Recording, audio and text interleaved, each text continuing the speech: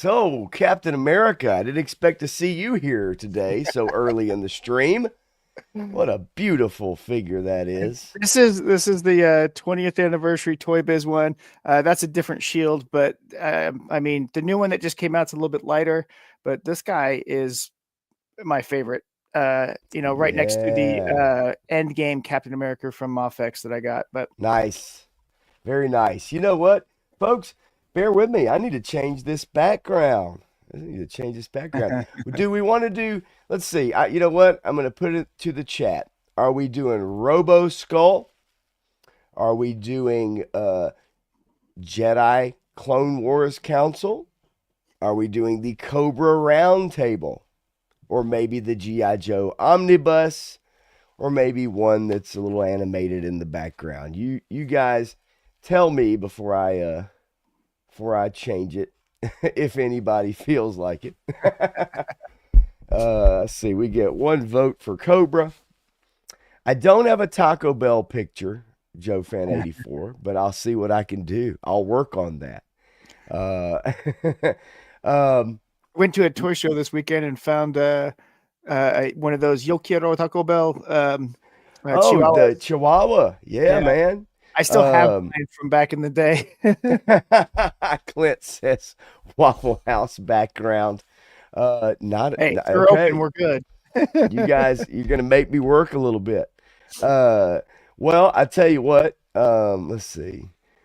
Robo Skull, Robo Skull. I know, right? I'll tell you what. I'll leave it up to you, Matthew. What do you think? Robo Skull? I It's love one. that Robo It's Skull. one of So your pictures. So yeah. let's roll with it. Oh There yeah, we that's a are. good one too. Nice That's a and good one too. bright. The one that's in space. That's my favorite. I'm gonna save a few more. Um, StreamYard lets you actually save quite a bit, Yeah. but at the same token, it also This has also loads got up your thing. This has also What's got that? Clutch and this has also got Clutch and Flint in there. So you got their Yes. teammates driving off in the getting chased down by all the bad guys. Yeah, man.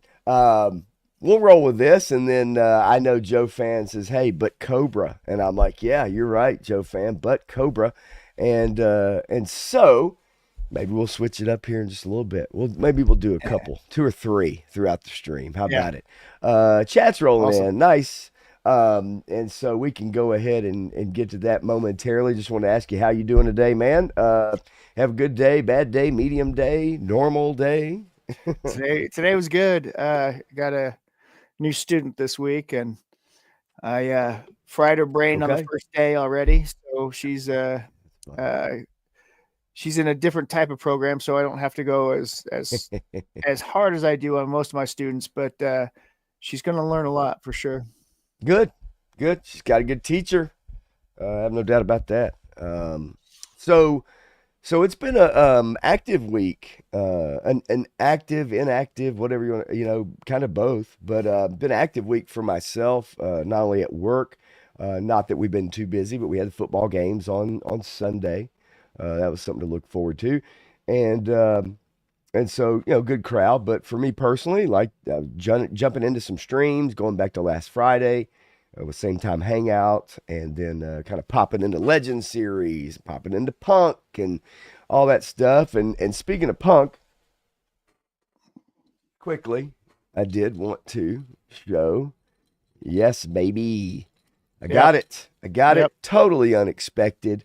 He and I have had a little, joke back and forth a little bit, about it. But this thing is awesome, folks. Oh This yeah, thing is freaking awesome.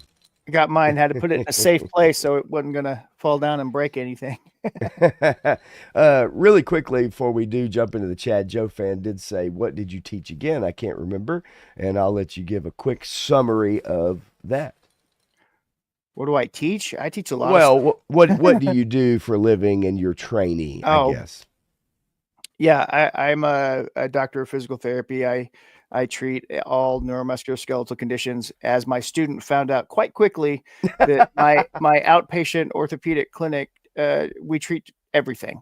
The only Yes. thing that I don't treat in terms of physical therapy perspective is the internal pelvic floor. Um, but if you got strokes and Parkinson's and injuries, broken bones, orthopedic surgeries, um, uh, deconditioning, all kinds of stuff. I fell onto an internal pelvic floor one time, and it was not fun. Let me tell you, trying to get up from. Anyway, but where's my sound effect when I need them? But nonetheless, yeah. So there you go, Well, Joe and fan. then So I was a teacher for 10 years. I've taught martial arts for 25 years. And I taught at college programs, and now I take students and I get, 4 or 5 students a year that will spend between 4 and 16 weeks with me. As we get them through a program. One of them took his board exams today. So he'll sweet. find out next week what the results are, and then he'll come work for me in February. That's nice. And you've already trained somebody. For those of Yep. you in business, that's great when you can have hands on, train somebody and retain them rather than like an internship and then they go somewhere else or something like that. So yeah, no, that's great, man. I guess really, without further ado, we must do further and go right to the chat. Why not? We got Johnny some slugs. Reno. Yeah, man, Johnny Reno in the house. First in line, beating out Daredevil Dave. They probably had a wrestling match trying to get into this club. Um, let's see. Boom. Ronnie, trick shot. What's going on? Good to see you, buddy. I actually popped into he and Shark Guys Mm. stream last night. I say last night. It was like 4 something in the morning, and I could not sleep last night. You may hear it in my voice. Such is life. Getting older is a bitch. Yeah, I almost popped onto that this morning too. It was fun. Yeah, the Ronnie was dressed up like I called it a cross between uh, a Christmas story, like with the cowboys, or cowboy Oh yeah. outfit, little 6 shooters and stuff. I can't remember. It's like that and Roy Rogers. I don't know, but Well, anyway. So yeah, I gotta say, Ronnie, I've had this hat for over that's 25 it. years, so He was being you, Matthew. That's what he was doing. But it was fun, and those guys get along great, right? oh And yeah, so it's a that's great fun. stream for us in the states. It's tough, just like it is for them, right? Trying to do streams and participate. But anyway, so yeah, like I said, Joe fan 84 in the house. Clint Jorgensen rolled in, said, "Give me that Waffle House background, baby. Scattered, smothered, chunked. I'll do what I can." All right. On short notice. And let's see. And I got one that I want to go back to. But Sabir Right. is in the house. What's up, Sabir? Good evening to you, my friend. Legend series always showing up, lurking. I would dare say many of the time. But it's always good to see you, my friend, as well, and your wife, Crown Fox Productions, somewhere probably hanging out with you. Got her hot takes on pop culture stuff, so Man, boy, I tell you she's what, you get her going. You get her she gets going. going. Yeah. That was fun the other night. Had a great time. Wraith Mace in the house.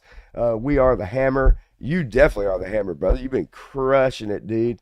So and then where is he at? I know he's in here, and I didn't want to pass him over because I saw him. Hopefully, where the hell did he go? Where's old 3 star? There he is. Three He's got star a couple in there. draw. He's got a couple. I know he does. There he is. But anyway, so yeah, so we got a few things to bring to you tonight. We have Oscar nominations, Razzie nominations. If you don't know what the Razzies are, that was something that kind of came up. What about the 90s? I think, or does it predate that? I thought it was maybe in the 90s. Could Yeah, predate probably. on a Yeah, smaller scale, yeah. but it is the nominations for worst actor, worst actress, worst picture, all that good stuff. So we'll go over those as well, just to have a little fun with it, and then we've got some Anthony Mackie news, a little Captain America news, not about the movie, but about maybe what Anthony Mackie thinks about the character, but maybe not really, right? It's a little back and forth there. And then we have some little White House news, not to get too political here, but a little White House news as well. and then a little Quentin Tarantino, kind of throwing a left, taking a left turn on you, Matthew, with a little Quentin Tarantino article that I stumbled across. Nice. So yeah, we'll. And Clint says, "Oh no," Anthony Mackie. And yeah, Legend Series. Listen, anytime. Y'all are just a blast to Yeah. listen to, and It's always Felix, and fun. y'all have fun, and it's entertaining, and that's all one can ask for is to be entertained. And I hope we're able to do that for you, whether we're on your first screen, second screen, third screen, background, iPod Nano. I don't know, whatever. Tony's Figs in the house too. What's up, He Tony? got dial tone. Yeah, Tony. Where'd you get them from, Tony? Spill the beans, buddy. Everybody's getting it Spill the from some beans. different place. I know Amazon, they shipped a couple. I think Pulse started.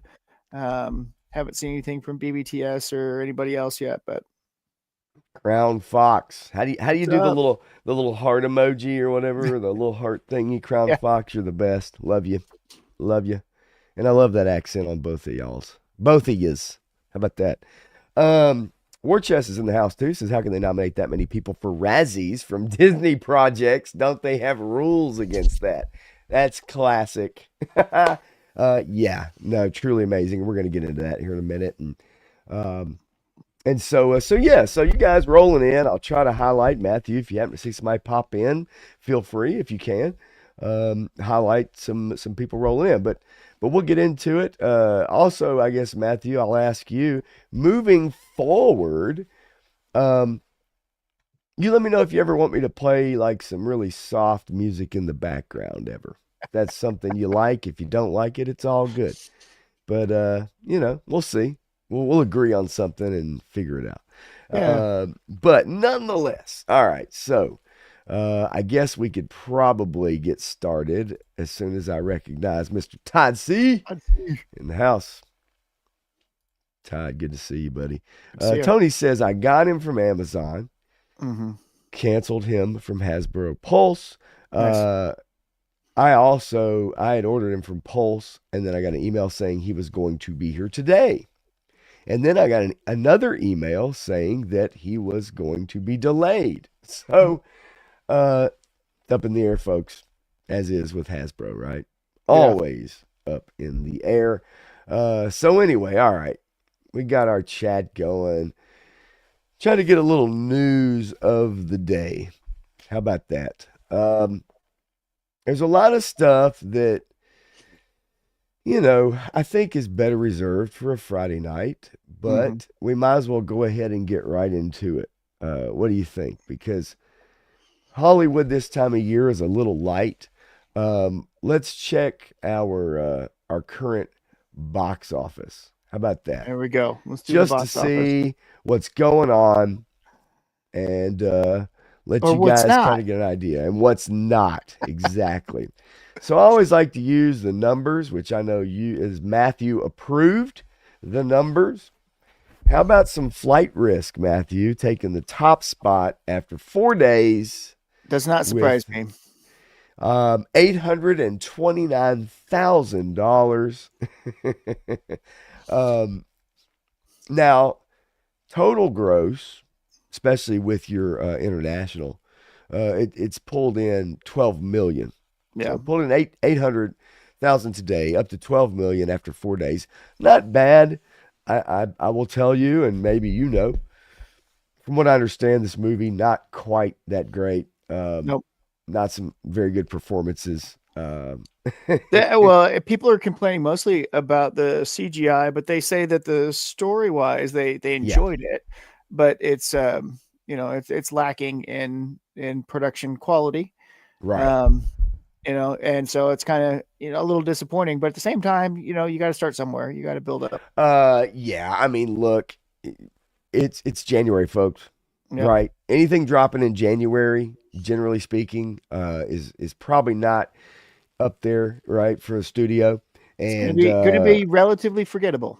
it is. And however, there are some that will at least bring in a little money. Making money is probably a different story, right? Mhm. Adding it to the bottom line. Viper Scout, how you doing, man? Good to see you. Son of a Crayon Slayer also sliding in here really quickly. One of them days One of them days. Are you familiar with this project, Matthew? One of them days. Nope, I'm not. So, really quickly, this is the comedy. It has a 95% on Rotten Tomatoes, but a 7.1 out of 10 on IMDb. The cast includes Kiki Palmer, SZA. SZA. You Mm. know SZA, right? No, I know RZA. Okay, well, here's our cast quickly, just to give you an idea. It Gotcha. is Kiki Palmer, SZA, Maud Apatow, which I would guess that's a little Nepatow going on Yep. there. Uh, Yeah. but we do have the lovely, talented, magical, mysterious Cat Williams also in this Cat film. Williams. Woo. I would dare say we probably could all know kind of the comedy that it is, which there have been some great ones through the years. This one, mm, we'll see. I mean, I might catch it on streaming sometime, but I probably won't make it all the way through if I had to guess. Yep. But it has $25 million. I don't know what the budget was. I don't have all that info. Mufasa is hanging on, man, hanging on strong, buddy. Mufasa is really clawing, no pun intended, its way to the $222 million mark. Yeah. I mean, Wow. look, it brought in $500,000 today, Yeah. or And yesterday, I should probably say. right. Some of the normies like it, and people who like the live action Lion Yep. King like it. People who have never seen the actual animated movie tend to like it. Yeah. I mean, So some of the younger kids like it, young adults like it. it's what it look. We all know what it is, and we all know that it may not have long legs, and that's a terrible movie, but uh, but it probably has legs to an extent, right? And it's more for children, and Hmm. children's movies, for the most part, tend to do well, even if they're not that great for parents. Kids still enjoy watching animals talk, right? Even if Yeah. it's not animated or that great of a movie. Yeah. A Complete Unknown, the Bob Dylan biopic, hanging on at number four. What's his Six, total gross? 63 Okay. million. Um, Sonic the Hedgehog, 226 million, 39 days in release, and it's still hanging on strong too. Good. Wolfman, saw a 66% drop, I think, Hmm. or a weekly drop of 80, Yeah, people are not 81. liking that one. I love my werewolf movies, but I didn't have much incentive to go see that one. Well, I it's still want to see the werewolves movie that came out in December, but okay. Yes. So Wolfman is like a 3 hour transformation movie. uh, And I think when you have a movie like that, it is. Some people say Nosferatu is a slow burn. I get it. But Wolfman, with your action, you have to have some action in a movie like that, yeah, But for it to be like basically that long and to be a piece where the transformation takes that long, people kind of check out. Start checking your phone, you start jumping on Facebook or Twitter or whatever. Um, Moana 2 is right behind. Big drops, big drops, but that's to be expected. But so far, this is the biggest earner, other than Wicked, on our list so far. Moana 2 with 450 million. To round it all out, folks, Den of Thieves 2, which I've heard decent things about, I think from my cousin as well. 32 million. Brave the Dark. That's an Angel Studios, typically a religious studio. They do some good work. The Chosen is one of theirs that a lot of people really love. yeah. And then we have Wicked, obviously, 468 million. Nosferatu and Nickel Boys, pretty much kind of rounding out the 10, 11, 12ish. So that's kind of where we're at box office wise. Nothing too crazy. We're kind of waiting until March, right? Yep. March, Captain America. We're going to get into that. Captain America. And then obviously in July, we've got Superman, new TV spot we can take a peek at here in just a little bit. But anyway, so those are the numbers, current box office as we speak. Looking at the chat momentarily. Let's see here. Um, there she is. Crown Fox has an accent. Yes, you do. And it's lovely. Absolutely lovely. Yeah, 3-star draw. Watch Gladiator 2. It is on Paramount. If you have a Paramount subscription, you can watch Gladiator 2. Good, Did bad, you or say, indifferent. did you say Gladiator or did you say Gladiator 2. okay? Yep. Clint Jorgensen says if the Oscar nominated Better Man isn't on the list, I would question this source. Hmm. um, let's see. Well, they make funny choices these days. So Well, the international part of it, I'm hmm a little curious about, as we've seen that kind of, I say infiltrate, but I don't mean it that way, yeah, but you understand. War Chest says I don't think Sonic has had a bad movie. Even the Knuckles movie was good, and I think you probably uh, agree with that, Matthew. Right? Like you've I enjoyed the Sonic yeah I've movies enjoyed to it. an extent. Yeah. I mean, it's fun. It's my daughter loves it. I really think the third one is probably one of the better ones, the best of the three. That's what I've Um, heard. the Uh, Knuckles TV show, that was okay. It was kind of fun. Idris Elba takes center stage, and so that was interesting. Well, I mean, he is a very good actor, and Yep. so yeah, I give him credit there. 3-star draw says Wolfman looks interesting, but watch it at home on the couch. Interesting. Yep. Yes, Right. I agree with you 100%. I would not, after the reviews and the people that I trust. Yeah, no, I wouldn't go. I wouldn't go see that. But anyway, so yeah, man. Little box office, right? Once we start getting here in a couple months, guys, things are going to start heating up, and we're going to start seeing some. You and I are probably going to have some interesting takes and a chance to see some of these movies, and really. And this year, I'm definitely committed to seeing these shows and movies to Nice. bring y'all an opinion. Yep. Mine. Who cares? Maybe you do, maybe you don't. But nonetheless, all right. So moving on. Uh, little comic news. Have you heard about this? Do you know about this, Matthew? Have you heard about this? Which one? Well, we have a Spideyverse Mm, versus Venomverse. I hmm moved this over. Let's see. Let's get you there. Let's get you here. Let me get these screens organized, and away we go. Spideyverse versus Venomverse launches in May by Groom, Higgins, and Vecchio. Uh, so basically, it says over the last few years, the Spider-Verse and Venomverse have exploded with new characters in blockbuster comic book series like The Edge of Spider-Verse, Venomverse Reborn.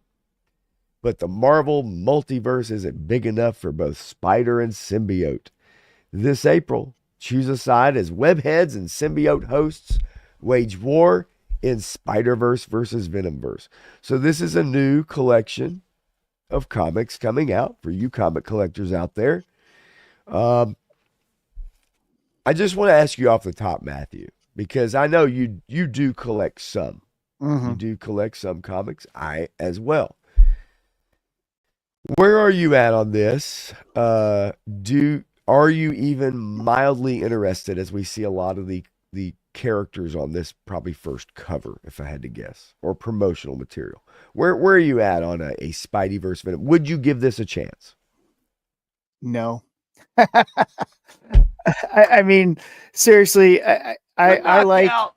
I like Spider-Man.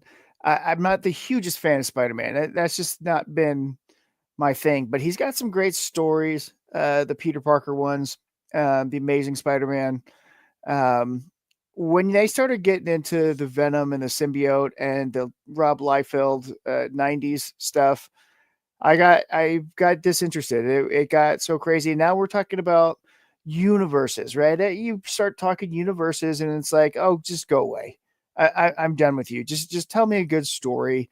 You get into these giant, massive world building calamities types of things, and Uh huh. if you build it up right, it can be interesting. But guess what? Most of them end the same way. It's a whole bunch of teasing and no payoff. And so you're not going to get a conclusion. You're not going to get anything interesting at the end. They're just going to blow it all up or whatever, and it's just going to end, right? And you're going to feel unsatisfied, and there wasn't a real good conclusion. And that's kind of the problem with a lot of the way the comic books are being written these days. I agree. The over reliance and look, guys, a couple weeks ago, we took a week off. A couple weeks ago, 3 weeks ago, we did do a deep dive, into the variant cover situation, Yeah. right, with Diamond and everything going on there, Yep. and the over reliance on that in particular. Did you see Um, Diamond's response to all that stuff? uh, I thought maybe we had brought it up, unless they have since come No, out. But they what's the deal? What's the deal? I mean, they went after everybody and they say, "Well, don't listen to all these people on the internet."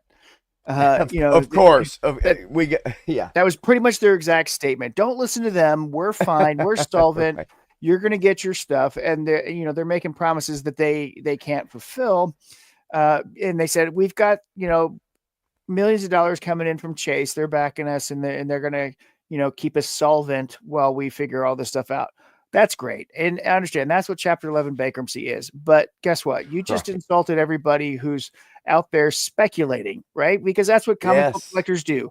They yes, speculate, they argue, they talk about nerd shit all the time, right? yep. So we're speculating and we're, concerned, fearful, whatever you want to say. We have our issues and nobody's answering anything because you're in Chapter 11 bankruptcy and there's a whole legal procedure with answering any types of those questions. So I get that. But at the same time, you have to be aware that people are concerned about getting product.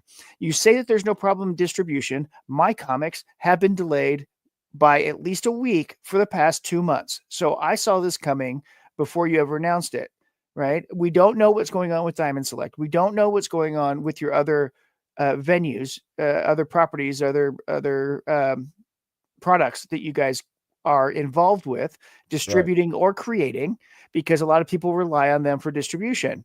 And if they're falling apart, then somebody else has got to do it. The thing is, nobody else wants to do it. And in the last 30 years, nobody else has wanted to touch it. Isn't that interesting? Isn't that interesting though? Like They've no one, and you think maybe because it's overall a losing proposition compared to what it would have been 30 years ago or more. Yeah. Yeah. I mean, so you look at the 90s, the 90s was the boom. The 90s was the time that if anybody was interested would have done it. And nobody Yes. did then because they saw Right. the broken model, and Yes. Diamond perpetuated it for an additional 30 years, and now they're paying for it. They created this false market, and now A they're hundred saying, percent. what's going on? Okay, well, you did this to yourself. And now that a lot of the publishers are going with their own distribution networks, it's taken away from them again. So they're losing all that money. So then everybody else is going to have to go to self distribution, right? Right. Rather than Diamond, which makes Right. it tougher for the comic book stores because they want to go to one central place and get everything that they need, right? But Yeah. guess what? Most comic book stores are not comic book stores anymore. They're game Nope. stores. They That's they you sell they hit sell it. Magic the Gathering, they sell board games, they sell geek merchandise, they sell toys, they've got a small section in the back for comic books. They don't make money off of comic books anymore because of the demands that Diamond has placed on them in terms of ordering. And So we'll see.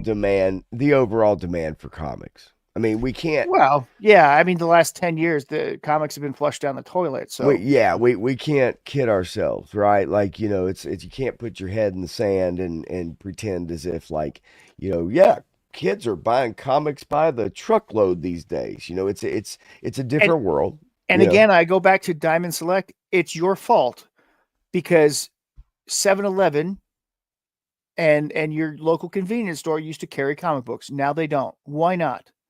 And, Why are and they that's not a on spinner racks? Why do kids not get a chance to see them at the grocery store, that's a at damn wherever? shame. That's a Right? When the damn shame. Absolutely, when kids are out with their parents, they should be able to see it. Say, "Mommy, mommy, I want that comic book because it's got such a cool cover." And that's the way you get kids involved in comic books. Or But go no, or go when they're shopping and you're old enough to not be stuck by the cart or riding in the right? cart to Yeah, go look at the rack, right?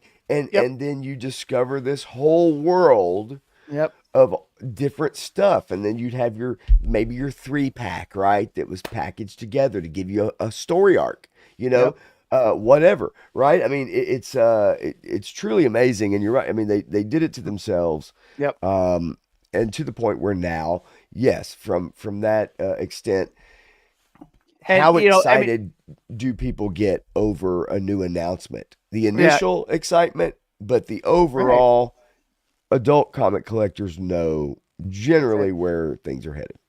Yeah, and Gary Beekler and Eric July, they talked about this years ago, and they said, uh, 2017, 2018, Gary was saying the floppy is dead. It's Yeah, dead. You can't sell it anymore. You've got to go into the quarterly trade paperback, right? You've got to go to the graphic novel, right? You want to be able to tell a complete arc, and an arc is 4 to 6 issues in general, right? Some are longer, but most are in that 4 to 6 issue window. So if you bind it up, sell it as a graphic novel for 15, $25, whatever it needs to be, you're gonna do good by your customers because they're gonna get a complete story and they're gonna say, "Oh, I want more of this story," so they'll get the next one when it comes out. right, But you're only popping every 3 to 6 months rather than monthly, right? And it's right. unfortunate, but that's honestly the way the market is going. Well, and look, I've had this conversation that I'm about to speak of with my cousin 3 Star. I've had it with other people. I've had it with people that I didn't think even cared at work sometimes. But but ultimately, it's the comics themselves. You're hard pressed to find actual good stories. Mm, You're hard pressed to find anything that will move the needle. yeah, Um, and then also too, with a lot of these characters, they've tried to push characters that no one really cares about.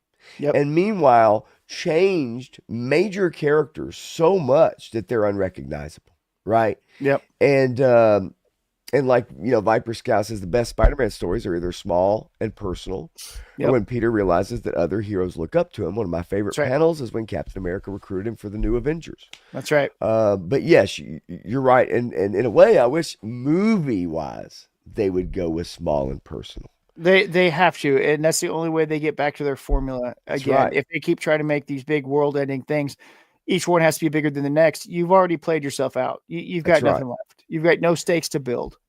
Right. So I love. it's unfortunate. I do love this quickly too from Viper Scout says my daughter's just getting into Batman, but her favorites are Lego and 66. Dig it. Order Dig it. 66? No. No, no. No, I know. I'm just kidding. Um, but no, that's awesome. I love that. I love that. There was nothing, guys. I mean, look, I'm sure y'all agree with me, especially growing up in an era.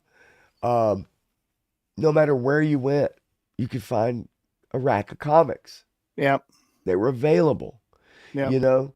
And you're right. You just do not see that anymore. The distribution got all screwed up.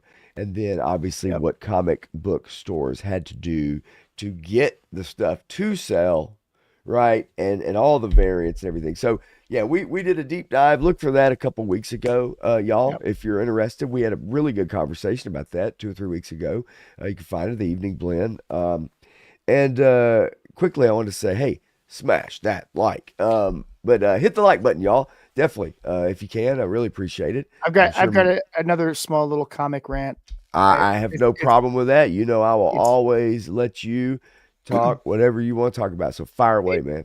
it's been building up for a little bit. There's some people talking and recently, and um, I believe they have their heads firmly up their sphincters. Um, and and Sorry, y'all. it's just messing with me. And so I've got to, I just want to say, you go out there and we talk about uh, politics and comic books and all this other stuff, right?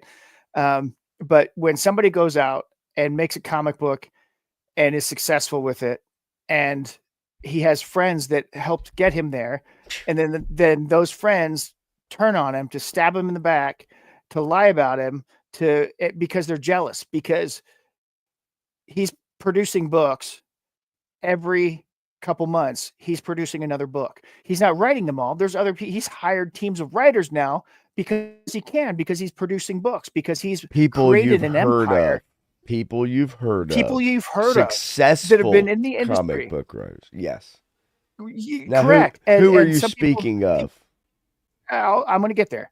Okay. People are saying, he started this anti-woke stuff and now he's gone woke. Whoever says that is full of shit, because this man, he's hired other people and he lets them tell their stories, and they tell good stories. If the story you think is woke, okay, maybe that one is, but he's got an empire. It's not just him. And if you're going to tell me Chuck Dixon is woke, okay, you're a fucking moron. Okay. Chuck Dixon is a, I don't want to speak for him, but if you listen to him talk, you know where he stands on all this stuff. Yes. Right. And so he's not going down that woke nonsense alley, and he's railed on it his whole career, which is why he got blacklisted and why he's had to publish his own things. But Eric July has been doing this, and people have been attacking him, calling him woke, and saying what a jackass he is and all this other stuff. Well, those people are jealous because they can't write a second fucking book. Their second fucking book has never been published, has never been released, and it's been promised for over 6 years. Okay, Ethan Van Sciver. Right. Okay. And he and Eric were buddies. Yes. Up until the point, ISOM #1 broke all the fucking records. Right. All the fucking records in anywhere in the comic book industry for a crowdfunded venture. And for a private venture, for an independent comic book creator. And he started an entire empire on it, right? And so these people that are saying that, oh, he's woke, oh, he's this, oh, he's that. Well, okay, he's very opinionated, right? And he's out there, and to call him woke is just stupid because he's a libertarian and he talks about that kind of stuff all the time. And again, like you said, because he hires other writers to come in, and they tell good stories, and they make good product. They do good art because you know them, you've heard of them. They're established people for the most part. And now he's helping other creators put out their stuff and get more eyes on it. Oh, you mean a businessman who wants to share in the bringing up of other creators and people who have passion, that enjoy what they do and create good stories. Hey, you may not love every story, right? But the ability to promote them because of what they don't include, and having the selflessness to do that and not just hoard it all for yourself. I've seen the slings and arrows, and I'll wait. I'll let you talk about it. But I've seen the slings and arrows. They're absolutely ridiculous. But I love people who are convicted in what they say and what they do. I get it. And, and I get it. I mean, like I said, Eric is very opinionated, right? He wanted to produce everything in America, in the United States. You can't. And he's learning that as he's gone along, right? Because he was approached early on by Bobby Valla for action figures. And I even reached out to him and said, hey, you really should listen to what Bobby's telling you. Right? Because Bobby's giving you good advice on this, and then he just didn't. And now he's going with Seth MacFarlane making statues. And I don't think that's the best option either. I'm not crazy, I mean, Tiny Mac. Sorry. It is what it is. So, right. But that kind of created this bad taste in Bobby's mouth, and then Bobby's bad mouthing him, and then blah, blah, blah, blah, blah. You know how that goes. But to take away from what Eric has done and what he is doing is nonsense. And it just shows how jealous, how bitter, how pathetic you really are, because you produce a crappy toy and one book, and you can't even finish another book. And that's all you've got. And you're just dragging people along. Basically, you're grifting, and that's fine. You've got your YouTube stuff, whatever, go do your thing. But to trash other people like that is just a waste of time, waste of energy. And I'm sorry to do that. I didn't mean to trash on Ethan, but at the same time, no, you're fine. Drama that's not. Okay, folks, Ethan Van Sciver. Okay. I loved the guy. I loved what he did. I loved what he did with Green Lantern. I think he's a good comic book creator. But yeah, he can't finish his own product, and then when he gets jealous after he befriends people, he decides to put them, bury them, Yeah. in his eyes, and get friends to come on and do that as well. Listen, we've seen it in all kinds of stuff. A punk with toys has to deal with it in the copyright spectrum of Right. of making toy figure reviews, folks, right? Right. Okay? And these are just reviews of figures. We're talking about millions of dollars at stake here with Yep. a successful comic book run. And Yep. and not to belabor the point and just jump straight into comics. And you guys have had a lot of good points here, War Chest in particular. Todd C as well, like right here with War Chest. And another thing they do, beat a good thing like a dead horse. Take a look at TMNT Last Ronin. And now they just have to do another story. And it's like, just leave it alone. Joe Fan says, let's see, the The, Walmart the, I the go last to. the last Go ahead. Ronin was good. The subsequent stories have not been as good.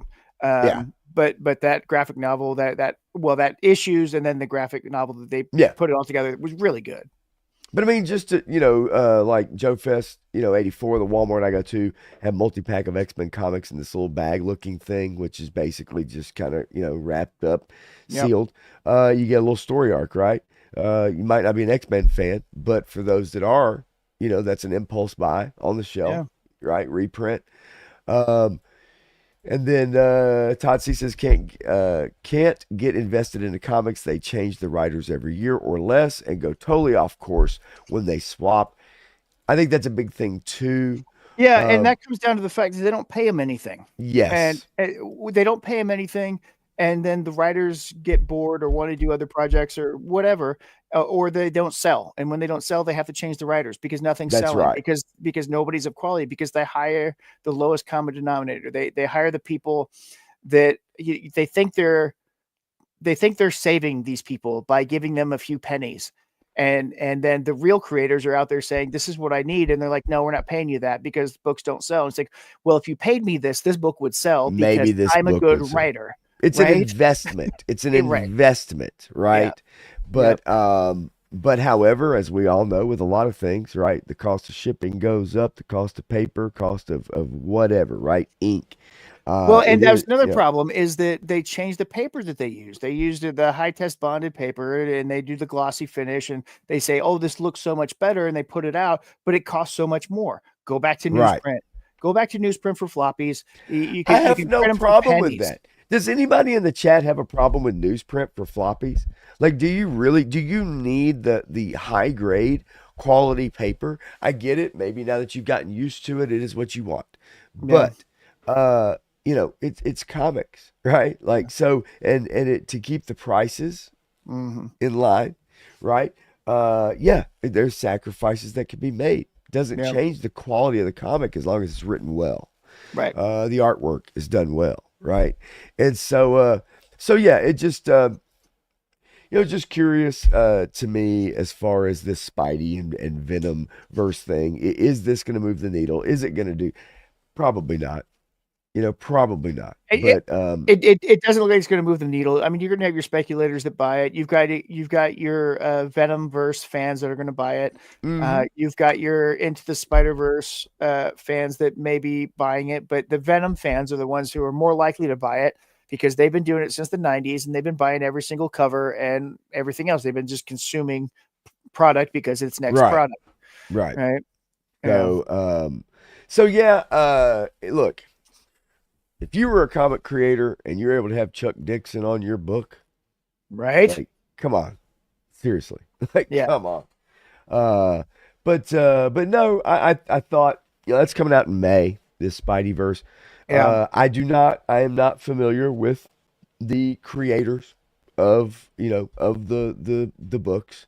yeah. Um, I do like the artwork. If in fact this is basically what we are going to be getting, I like this. Okay, I mean, Okay. for me, Yeah. we'll see. But yeah, this is kind of a, one number one out of five. I hope that's either a limited series and not number one out of 5 covers. No, yeah, it's a 5-issue miniseries, right? Yes. And But I'm it'll have okay with 25 that. covers each. So yeah. Boy, you got that right. So anyway, all right. So moving along, just the only comic news really that there was to bring up so far. Now, a lot of times I'll try to scour the internet for stories right before we go on, and I did not see much out of the comic industry, other than that really. Um, so would you like to get into the Anthony Mackie Captain Yeah. America comments? Would you like to get into that? Let's yeah, sure. Let's talk about that for a minute. All right, let's do it. So So I've Anthony Mackie. got a couple videos. I've Yeah, yeah. got so Anthony Mackie, as you know, is the in the new Captain America 4. Okay. Um he takes on the role, but he had some interesting comments recently about Now, was this Captain in America. Italy? It I think was it in was Italy, okay. about what Captain America represents. Um, so let me get the volume right because I don't want to just blast y'all out of here. But I do want to get this correct so I can present it to you. Let's see. Good, good, good. Volume. We're going to turn it just a little bit down because this is a very loud recording. Okay, good. Here we go. This is Anthony Mackie's comments just recently. For me, Captain America represents a lot of different things, and I don't think the term, America should be one of those representations. Like, it's about a man who keeps his word, who has honor, dignity, and integrity, someone who is All right, pause it right trustworthy there. and dependable. Yes. Okay. So he's saying that those aren't American traits. They're not Those don't American. apply to They do not anyone in apply. America. Yes. To 100. no one in Yes. America. Right. Okay. Okay. As Mark Miller said, that A doesn't stand for France, motherfucker. Right? I mean, look at the star. Look at the stripes. Stars and stripes, motherfucker. That's Oh, our I don't know the flag. big A. This, yeah. Yeah. Red, white, blue. Captain America. Now, does this video go into his rant afterwards? His incoherent rant afterwards? So this is the full. He actually, you can tell there's a moment where he kind of gathers himself. Yeah. And tries to backtrack a little. So yeah, but he goes on this weird rant afterwards. It makes no sense. Let's see. All right. Because of course this is what happens when It's kind of he's stumbling. This is kind of like he's stumbling now. He an stepped in aspect it. of a dream coming true. When I was a kid, all of us as actors, I believe, want to get back to that day before someone told you no. When you look out your door and you see a 5-year-old kid with a stick and he's slaying dragons to save the princess in the tower, that kid really believes there are dragons out there. That stick is really a sword and he's really trying to save that princess. And then one day somebody told him, no, there are no dragons, that's not a sword, and that princess is not there. And all of his little dreams were dashed. So we should all live in your delusion. We should all be forced to live in your delusion. And obviously he stumbles for about 10 seconds, right? He's he knows he stepped in it. He's trying to recover. And I understand what he's saying about imagination. But he is not a writer. He's an actor. He reads words. He doesn't necessarily understand them, but he reads them. Right. And then he's got to act with them and try to pull emotion out to them. He's an adult pretender. Okay? Yes. So listening to anything that these people say is just not worth it because tomorrow they're going to believe something else. But what he's saying about imagination, I get. We need to keep that heart of imagination alive. It inspires us. It moves us to go forward with our dreams. But at the same time, I'm not going to live in your delusion. He said it. And then he realized what he said, which tells me he's very aware of the fact that either A, he believes it, but then obviously knows it's not going to play well, especially in the last 2 weeks. or whatever last week. Yeah. So I mean, like I said, he's you know what I mean? Yeah. He's a vapid actor, and he's got a lot of emotions tied up with everything that's happened in the last 3 months in this country. Absolutely. He has his opinions based on his limited information. He has very limited information, Yes. and so he's taken a perspective on things, and that's probably why he said what he said. Now, at the same token, just recently, Nerdrotic Gary Beekler posted this. This was his apology. Yep. Okay, Anthony Mackie obviously knew he stepped in it. He knew what he said was going to ruffle some feathers.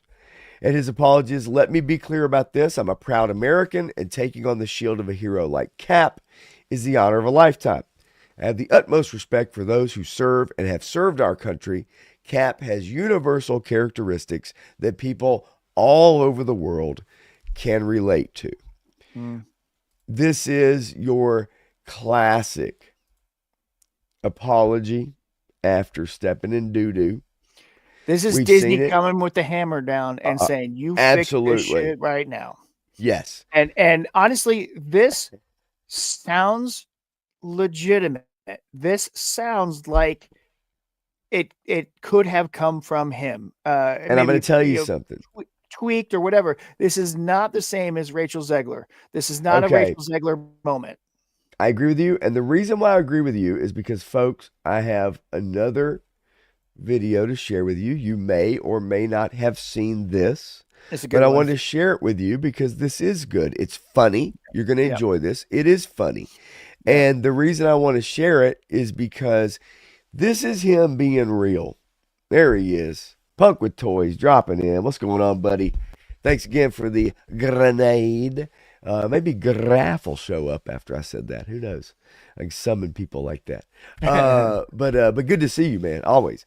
So this is from the Wendy Williams show. And folks, this is about as base as it gets. And then we're going to hit the chat up to see what you guys think about this. Let me play this. It's not terribly long, but it is very funny. Let's say, present that bad boy while you highlight that. Thank you. For I was just gonna start for later. We'll talk about it in a minute. Yep. Star that. Okay, here we go. You and I have something in common. You believe in a lot of cases that men and women have roles. Oh, yeah. All right, will you say it? Because people get mad when I say it. I'm from this. Yeah, you better believe it. I mean, I know you're from New Orleans, right? Yeah. So, yeah. Well, I'm only from Jersey, Yeah, but I do believe that if he wants a sandwich, you make daddy a sandwich. We ain't done yet. If you want a sandwich, you make daddy a sandwich. That's fantastic. Let's continue. most of the time. No. Let me ask you this. Well, okay, let me ask you this. If me and you out and somebody say something slick to you, You punch him in the face. you want me to smack him in his mouth, Yep, right? That's right. So if I take you on a date and I say, look, baby, we gonna go Dutch. No. Exactly. If we walking up to the car and I don't open your car door, what do you say? Open the door. You better believe it. Yeah, no, I am with you. I think So you make daddy a sandwich. I think He's still not done. Still not done. And then the reason I'm playing this for y'all, and I will sum it up my thoughts after we're done, just momentarily. Speaking of which, you did summon Giraffe, and we'll take Oh my gosh! Look at that! It's unbelievable. I did it today at work. It happens all the time. I promise you. That's awesome, Graf. Good to see you, man. Okay, let's finish this up, and then I'll kind of give you my thoughts at the end. I will after I get out of the shower. But it'll get If done. I'm outside cutting that grass, bring daddy some lemonade. It's hot outside. I'm cutting all this grass. But what's not hot is when girls call their man daddy. No, Daddy, you ask your... I have one father. Ask that dude But- back but you there. know Hey, what? my man. They do like it, You though. got a problem with being called daddy? Like- You got a problem like- with being called daddy? All right, you better go home and call your man daddy. I must say, sometimes when you do slip up and say that, men do like that. Yeah. But I do believe in traditional roles as well. And You I'm not better- from you down better south, call I'm from your- Jersey. You better, daddy want a sandwich, I'm going to make daddy a sandwich.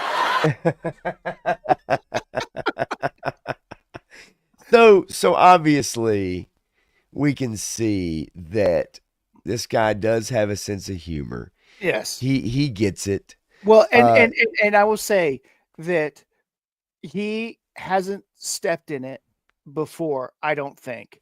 You know, Not really. he's been very good about his presence and what he says in interviews and how he interacts with people. Yeah, he gets the funny one here, he gets that one there, right? So he's going to Yes. have his pieces here and there. Yes. But I think he's generally a man who is trying to do the best, and he knows that what he said is potentially extremely harmful for the movie that's coming out and what he's doing. I don't know if he believes that or not. I believe Right. he has frustrations with what happened, and some of those frustrations come out in the way he phrased things, right? Because Captain Yes. America was always a man of the people, and he fought for the people on every aspect, which is why in Civil War he did what he did, and Oops, sorry about why that. Graf, Yeah, highlight that again. Sorry about yeah, that. he stood against the U.S. government. So Captain America is his own man. He represents the American people. He Correct. does not represent the American government and never has, which is why he took the side against the government in Civil War, right? Right. And that was another great story that was told, and you know, and that goes back to okay, yeah. Yeah. And I, you know, I agree with this one too, War Chest. Um, he hasn't proven himself to be a leading man. This is his first leading man role, and he stepped in it. So he's probably not going to get a leading man role in the near future. At the very least, the self-awareness, Yes. some people have it, some Yep. people don't.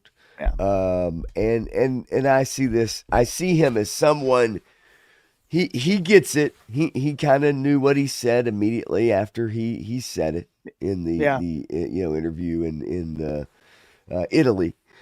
Today, yesterday, time zone thingy, changed, whatever. But the story really blew up. And ultimately, like I said, after the last week or whatever, yes, there's going to be hypersensitivity to those things, to comments like that. And on the other side as well for people. Yeah. It is what it is. you know, absolutely. I mean, people are going to step in it all the time. Yes. Take your lumps, apologize, move forward. I get it. That's what we want to see. But when we get somebody like Rachel Zegler who gives a fake apology, who is script written by somebody else, and she knows she Yes. doesn't believe it because she's ranted and raved this whole time about everything, and she's destroyed every movie she's ever been on. She will never get another job, a major part in Hollywood for a very, very long time. Yeah. No, you're absolutely right. And so yeah, it's look, I like the guy. Yeah. I like him all right. Do I know him? Of course I don't. But, do I like the guy all right from what I know of him? Yeah. Yeah, I like him fine. I just think that I really like him as Falcon, and to take away that character of Falcon, to give sloppy seconds hand-me-downs is kind of a disservice to the man and the character. So he's not a super soldier, Matthew. He's not a super soldier. So in that respect, it does him a disservice when you try to portray him as someone who is when he's not. Right. So just to kind of highlight the chat a little bit, just kind of want to jump back a little. And obviously, Matthew, you have carte blanche to highlight whatever you'd like to, as I kind of try to look through and read with my crappy contacts. I got some of them from 3-star too. So. That's good. And I've got, and so let's see here. Same time says, what did he say about the America comment? No. It's and of course the A does not stand for France, right? But we all know the stand for. What does America stand for? Well, we know that, right? Yeah. As a matter of fact, truth, justice, and the American way. Can't do that. Yeah. Right. But let's see here. Oh, this is okay. So there's some good ones here. Sorry Falcon for the and delay, Bucky. but there's some good ones. Yeah, Falcon and Bucky they had great chemistry, and they could have made one of the best buddy cop shows that was put on Disney Plus. They could have had something really special there, but they warped it into one of the most known people in the world being a member of the Avengers, not being able to get a loan because he's a black man. You Yeah. know, and you do all these stupid stuff. Do better, Senator. Oh, You know, just and yeah.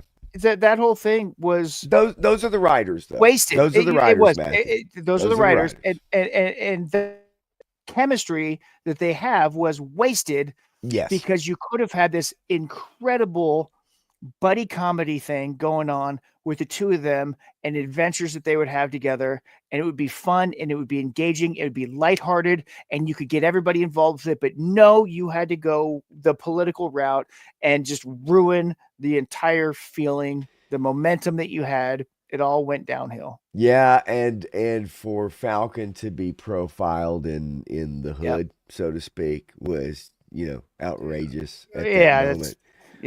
It's just goofy. Now, I have had the first time I ever brought that up, Woody Triple Deuce, and we had a little back and forth, and he was like, "Hey, I've seen some stuff happen that you know what I mean?" It's like, "Hey, it happened to me," and I love it because that's what Yeah. a lot of these things kind of do. They bring up discussion, right? Right. And I'm a-okay with discussion because not every experience is the same, right? Right. But I think we'd all agree that it's really easy to spot when these creators go out of their way to depict things or tell you something because that they literally are just like walking up behind you and just going, and telling you, no, you need to see this. You need to understand this.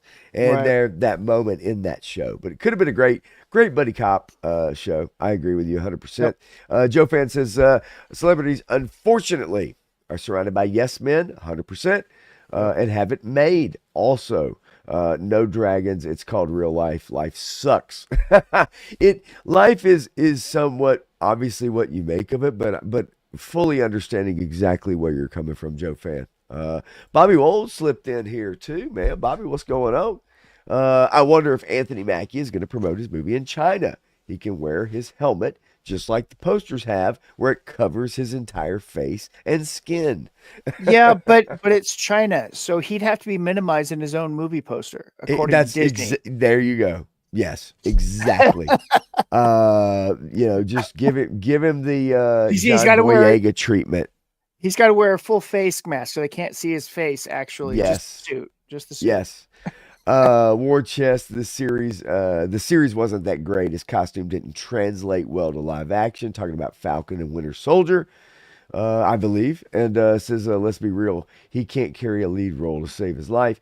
I don't know. think I would need to see a little bit more, but I fully understand where War Chest is coming from for sure. Yeah, I mean, 100%. currently he's definitely a sidekick, a supporting character. He's a supporting character.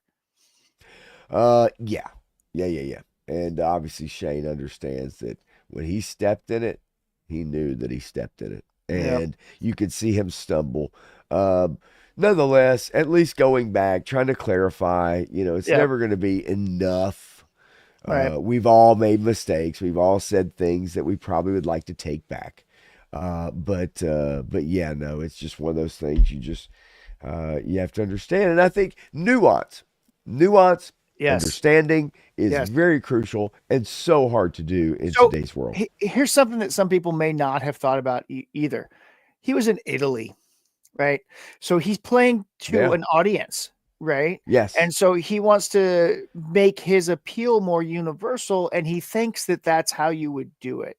I don't know. I mean, again, for whatever reason, he thought that was how you would do that.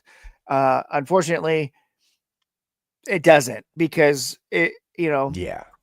my experience, I've been to a handful of other countries, and in general, those people are fascinated by America. They are really interested in what's going on here a lot of the times, and they wonder, baffled at some of the things that we do because they don't make any sense. But a lot of times they love America. Yes. And they love the American people because of the revenue, the tourism, everything else that it brings to their neck of the woods. And they appreciate, many people around the world, not all obviously, but many people appreciate that American ideal of truth, justice, the American way, where Right. anyone can succeed from any part of our culture. You can pull yourself up from your bootstraps and go from a homeless person on the street to a multi-millionaire Wall Street mogul, right?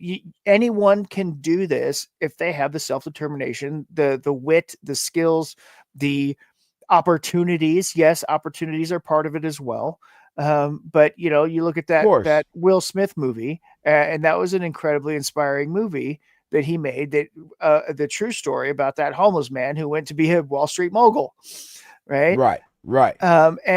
And you can't do that in any other country in this world.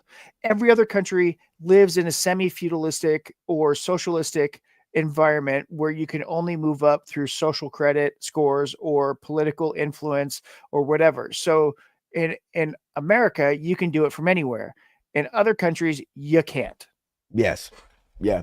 Agreed. And I think that ultimately, at the end of the day, man, pursuit of happiness. I think, yes. Yeah. Pursuit of happiness. I think that ultimately it's just being aware. And look, we all do. I've done it, right? And there's Woody Triple Deuce dropping in. Nothing worse than affluent white people try to identify with brown people, and we've seen that for the last several years, right?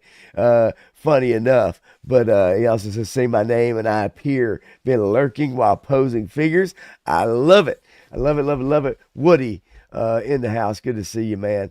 But yeah, no, and so so I think sometimes it's just one of those things where someone's trying to speak on something, probably has plenty of experience, but at the same time, this stuff's so crucial, and Marvel's been struggling, and they need that bounce back, and they need people checking in, they need people buying in, and again, it's one of those things that, people check in, they see this video, it goes viral, it makes the rounds, and there's people that are like, look, I'm out.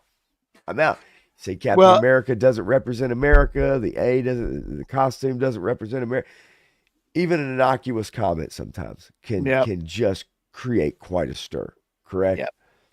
Yeah. So. And the best part probably about this is how fast he tried to get ahead of it. Right. Oh yeah. I mean, as soon as people started talking about it, I mean, boom, before the end of the day, everybody's talking about it today. Boom, he's out with a statement, and he's doing his best because he knows how much damage it could do. But because he did this, it's going to mitigate a lot of that, and so good for him.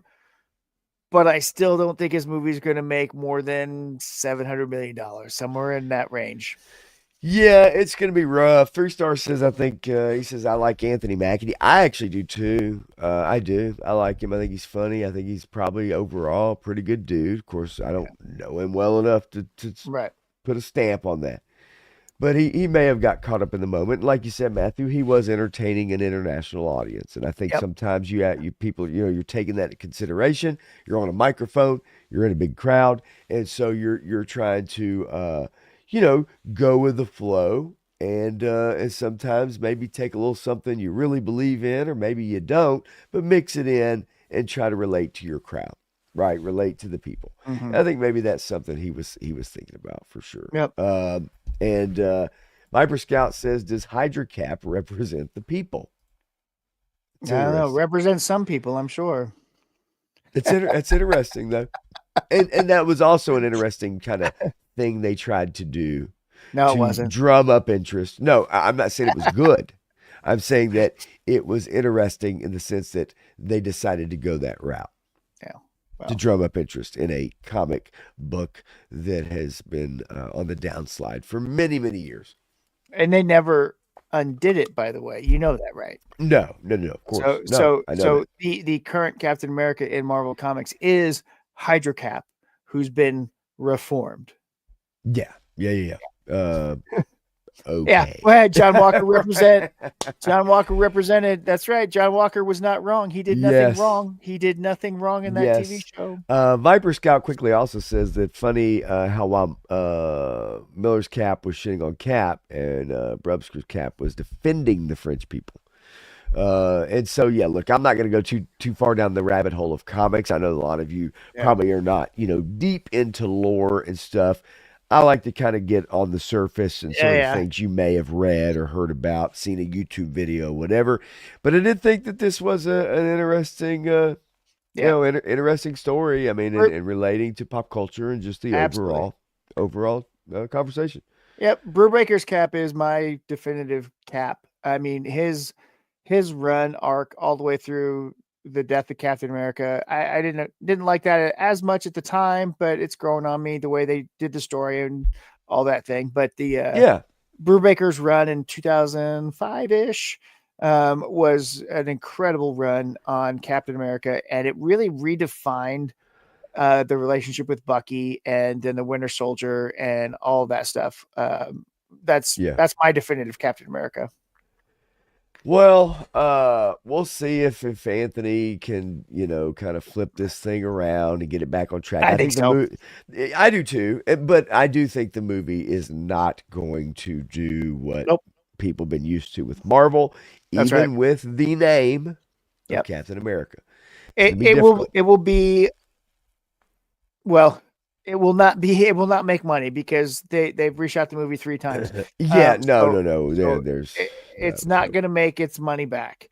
And so I've got a friend who's got people at Marvel, and he said he texted him about the budget that was supposedly released for the movie, and they said,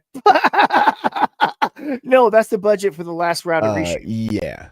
That's not the budget for the movie, because it's the 3rd completely reshot movie that they've done. So you can take that budget and multiply it by 3, and that's probably close to the production budget.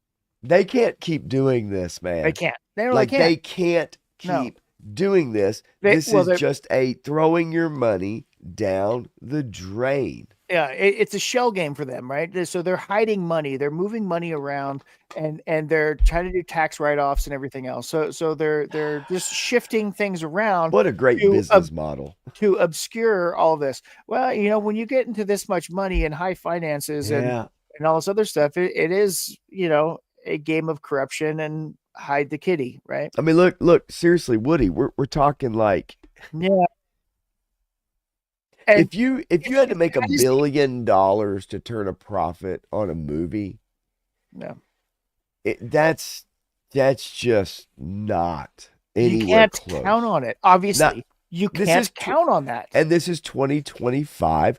Right. We're not talking about 2018. That's right. Okay. Yeah. 2020 changed everything. It did forever.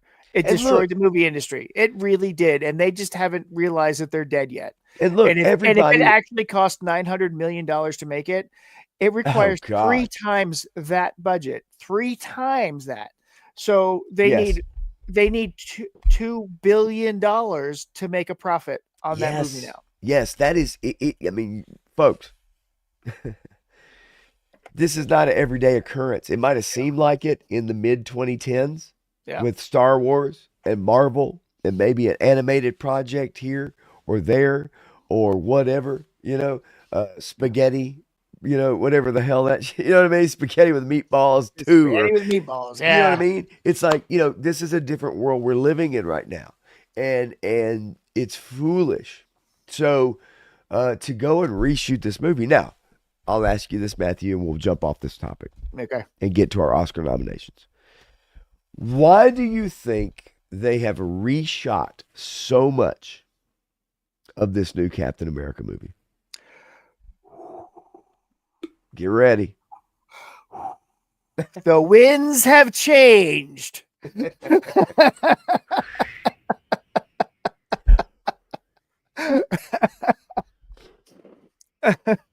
You think so? And for those, that go ahead. I'm just going to say it. It's the winds have changed. everything has changed, and they've also test marketed this, right? So they've shown this to select audiences, and audiences are saying, "What the hell is this crap?" And so they've taken the feedback, and then they've done reshoots, and they did it again, and they did more reshoots, And again. and again, and again. All right. So I mean, basically, they have completely reshot this movie 3 times. You cannot shoot a major motion picture with a budget and the CGI, which then you have to go back and change so that it doesn't look like shit. Okay? Yeah, sometimes they put it out that way anyway. Well, that's true. But for the most part, you know, most of your movies, your CGI has looked okay enough. Most of the time. But anyway, yeah, you cannot continue down that road and expect to have good returns. And also when you're dealing with movies that historically have been very successful, very popular, with stars, good names, good actors, or whatever, but names attached to it.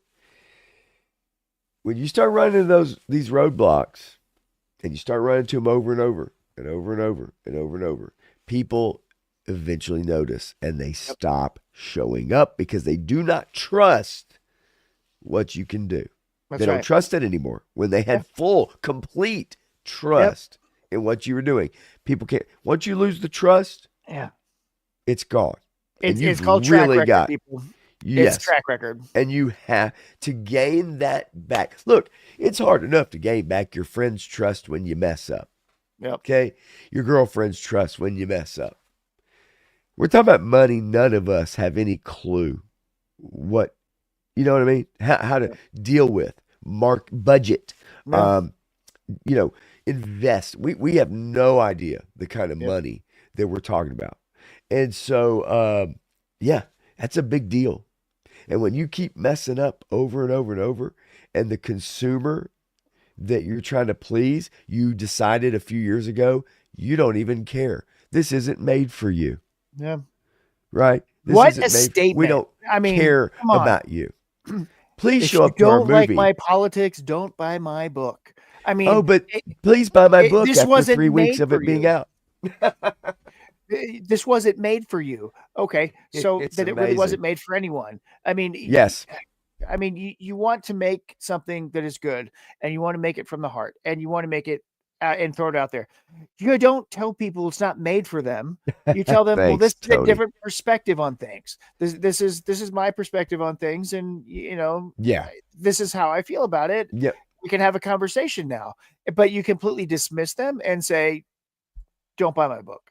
Yes. This wasn't made for you. Okay. Well, guess what? People heard that message, and guess what? They're not buying your shit anymore. Correct. So bottom line, and Rachel Salinas in the house. Eternals could have been a good movie if they only spent $1 billion on it. Exactly. That's kind of what we're getting at, right? Yeah. Just keep spending. Just keep spending. You'll get it. You'll get there, right? You'll get there. Just, you have to make $3 billion just to turn a profit, but you'll get there. It's unbelievable. Johnny Reno, and I love this comment, $900 million for a movie. These people are smoking too much of Hunter Biden's crack. No, Johnny Reno, if they were back to the days of butt chugging coke, I think we would have a better Hollywood. I'm just saying. But nonetheless, it's going to be a tough turnaround. And for Disney, for companies that, it's mainly Disney, what we've seen, obviously. Warner Brothers made their, and so Sony. So that's correct. When you're that large, it's really hard to pivot. And when it's really hard to pivot, you can't just drop on a dime and decide to drop something. You have to spend money reshooting and whatever. And that's extremely difficult to do. So, and I had highlighted a comment here. Tony Fix says, Pop, do you need some Theraflu, big dog? Listen, I am going to tell you, getting a little rough. I have not been able to sleep very much. And so you know what that does to your voice. And when you do this, it does hurt. I appreciate it. Theraflu probably is not going to knock it out. That's for sure. But I thank you though, nonetheless. But yeah, it's, I'm a little, very rough few days, my friends. But nonetheless, so listen, let's get into it. Let's get into our Oscar list. Let's get into our Razzie list. We're going to get into a little bit of the White House with alternative media. Actually, do you want to go first with that, and then we'll do the list, then do our final list? What do you think? Yeah, that's good. So, the White House, and I have this saved so you guys can listen to it. This is quite interesting, and this just come out. Literally, it just came out. I have a great video I'd like for you guys to watch, and this is very important. We've been talking about it for a really long time. Yeah. We've been mentioning about independent creators. Authenticity is crucial. And this from the White House, directly from the White House. Let's take a listen. And in keeping with this revolutionary media approach that President Trump deployed during the campaign, the Trump White House will speak to all media outlets and personalities, not just the legacy media who are seated in this room. Because according to recent polling from Gallup, Americans' trust in mass media has fallen to a record low. Millions of Americans, especially young people, have turned from traditional television outlets and newspapers to consume their news from podcasts, blogs, social media, and other independent outlets. It's essential to our team that we share President Trump's message everywhere and adapt this White House to the new media landscape in 2025. To do this, I am excited to announce the following changes will be made to this historic James S. Brady briefing room, where Mr. Brady's legacy will endure.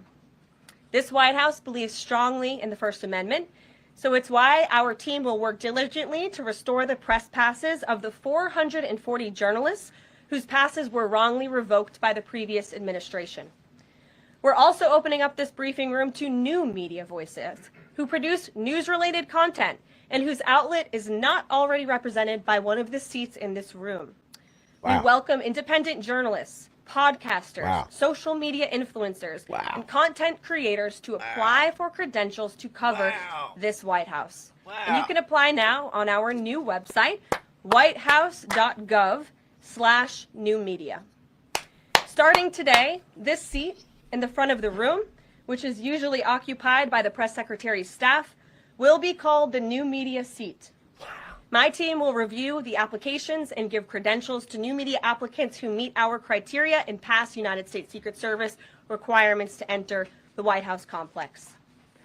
So in light of these announcements, our first questions for today's briefing will go to these new media members whose outlets, despite being some of the most viewed news websites in the country, have not been given seats in this room.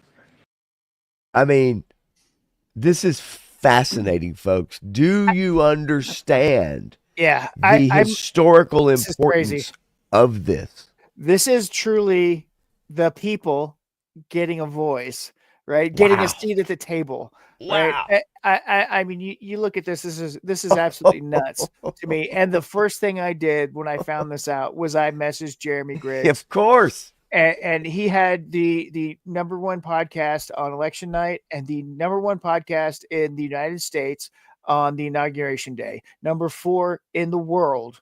Okay. This guy is this idiot guy from Florida who makes streams on gaming and has been talking about Star Wars and pop culture now for close to a decade, but he's really skyrocketed in the last 6 years or so. And and he's got his own personal channel that he does his political talks on. But he live streams so many events lately. He needs to have a freaking seat at the table because he has been covering this stuff hard for the last 4 years, and it really ramped up the last 2, and it's every night. And this guy on election night made $23,000 in super chat donations. So and he made more than that. He made more than that on inauguration day. And also had Rumble, right? Yep. And other platforms. But now, it's not about the money, okay? Right. This is about, so this right here, and I'm going to hit up some of this chats that we have, and thank you, Punk. By the way, Pop, go to bed, get better. I will. Chances are my voice will probably snap right back into place, like my ex did after she had my son. When you talk for a living, it has to happen. but it will. But thank you very much, of course. But nonetheless, yeah, this is critical. This is Yep. crucial. This is the legacy media, Matthew. We know this. Legacy media basically gets to control the narrative of everything. Yep. When independent creators, now, I'm not saying that people don't get swayed. I'm not saying people don't have their own narrative, right? Even if you're not looking at it in those terms, we all have our own narrative. You know, you and I are talking about Hollywood news. We have a certain thing, our viewpoints we bring to you. It's up to you to discern whether or not you like those viewpoints or not. Right. Yep. My point being, now more than ever before, authenticity. We learned it from we got that. We stole it from Robert Meyer Burnett. But the truth be told, it is authenticity is the new currency. People are going away from legacy media. They're going to independent creators to get their news, their opinions, or form their opinions. And this is a huge thing. Trump embracing that, whether you like him or not, folks, we're all on YouTube all the time, Yep. right? Watching toy collectors, watching movie reviews, watching whatever, cars, you name it. This is where we get our information from. Yep. This is a critical step in allowing the people a voice and to be able to communicate with the president of the United States without getting thrown out of the freaking Oval Office like 2 weeks ago, Yeah. ushering people, yelling at people. These are some of these are legendary media members getting thrown out of the Oval Office. So this is awesome. It really is. And I want to highlight some of the chat quickly here just to give you guys a shout out. Obviously, let's see here if I can get where I need to be. Totsy says you need a mask. We get no damn masks involved here, although I can feel it, and I know you guys can hear it. So I apologize, but it is what it is. Let's see here. Quickly, War Chest did say, I can tell now, I won't go see it in the theater, talking about the Captain America. Captain America. But I will check it out when it's free to watch. I think a lot of people are going to go that route. This movie will struggle to get $200 to $300 million. I believe that firmly. And then let's see here as we get down a little bit. Okay, so here we go.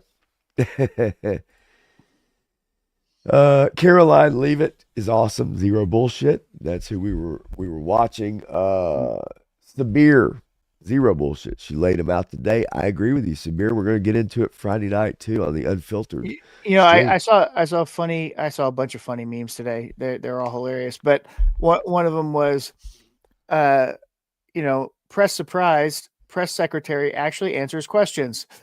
Yeah. Hello. Right. Over the last 4 years, how many times have we seen who up there just not answering anything, passing the buck, right? Same time Toys Pop, get your pass. I wish, but unfortunately, I did not start early enough, nor have I done anything that would warrant me an audience with the President of the United States. Pop Glitter, not so much. Do I wish that was the case? 100%. Spear says that's major. Can Sacha Baron Cohen get a press pass? I know you highlighted that earlier from Rachel. Yeah, that'd be pretty funny. Not gonna lie. That'd be pretty funny, but don't think it's gonna happen. Todd C., if I was educated enough to really be able to bring you guys news and attract other people that would be interested in hearing my opinion about such things. But man, oh man, there are those out there far more qualified than I am, but I do appreciate it. And every Friday night, I will bring you my opinion on those topics. I just don't know that I'm as qualified as others who do a great job, like D-Day Cobra, for instance, right here on the screen. He's, man, dude, and funny as shit, too. Yeah, Jeremy, they are hilarious. And Southern boys from Alabama. You got to know, these guys are self-debasing. They make fun of themselves. They make fun of each other, and they are crude and rude. And that's what we do down south, man. On point, man. He just goes after everybody. If he thinks somebody's got a crap opinion, he's going to let you know. Right. It's great, the arguments. He loves to argue, and I appreciate that about him. I do too. Because I play devil's advocate sometimes just for fun, Right. just to argue with people sometimes. Yeah. Yeah. Look, hey, man, look, sometimes we all need the creative juices flowing. Sometimes we Yeah. need the arguments going, right? To get us fired up. Mm-hmm. Make you remember what it's like Yep. to be passionate, Yep. you know? Let's see here. Badlands was talking about it some last week. Okay. Yeah. Let's see. Pop winner I news. Just need to think we're apply for there. what? Yeah. And then Shane says, "Pop, fill out the form. It can't hurt." I'm with you, but I would personally feel rather embarrassed filling that form out. Truth be told, Yeah. but we'll see. We'll see moving forward. Never know. You never know. You never know. And at the Hey, very least, you know what Punk has always said? I could turn my podcast into a political podcast and make a whole lot more money.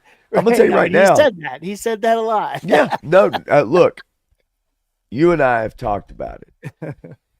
It's a delicate balance you walk when you put yourself in front of a camera on YouTube.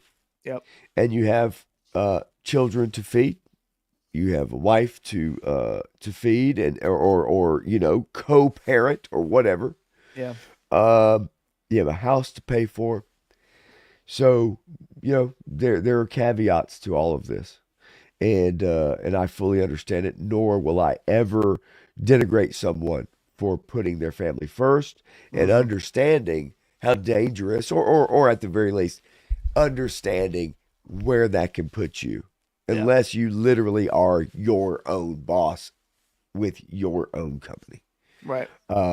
It is. And so it's not everybody has the ability to do it. So nonetheless, excuse me, voice is getting rough. I need more coffee. Water. Yeah, I know. I just don't have a glass nearby, and I really don't feel like wasting 35 seconds of y'all's time going to grab one either. All right, so apologize for that. I came prepared. I know, right? You always, come on, man. You always do.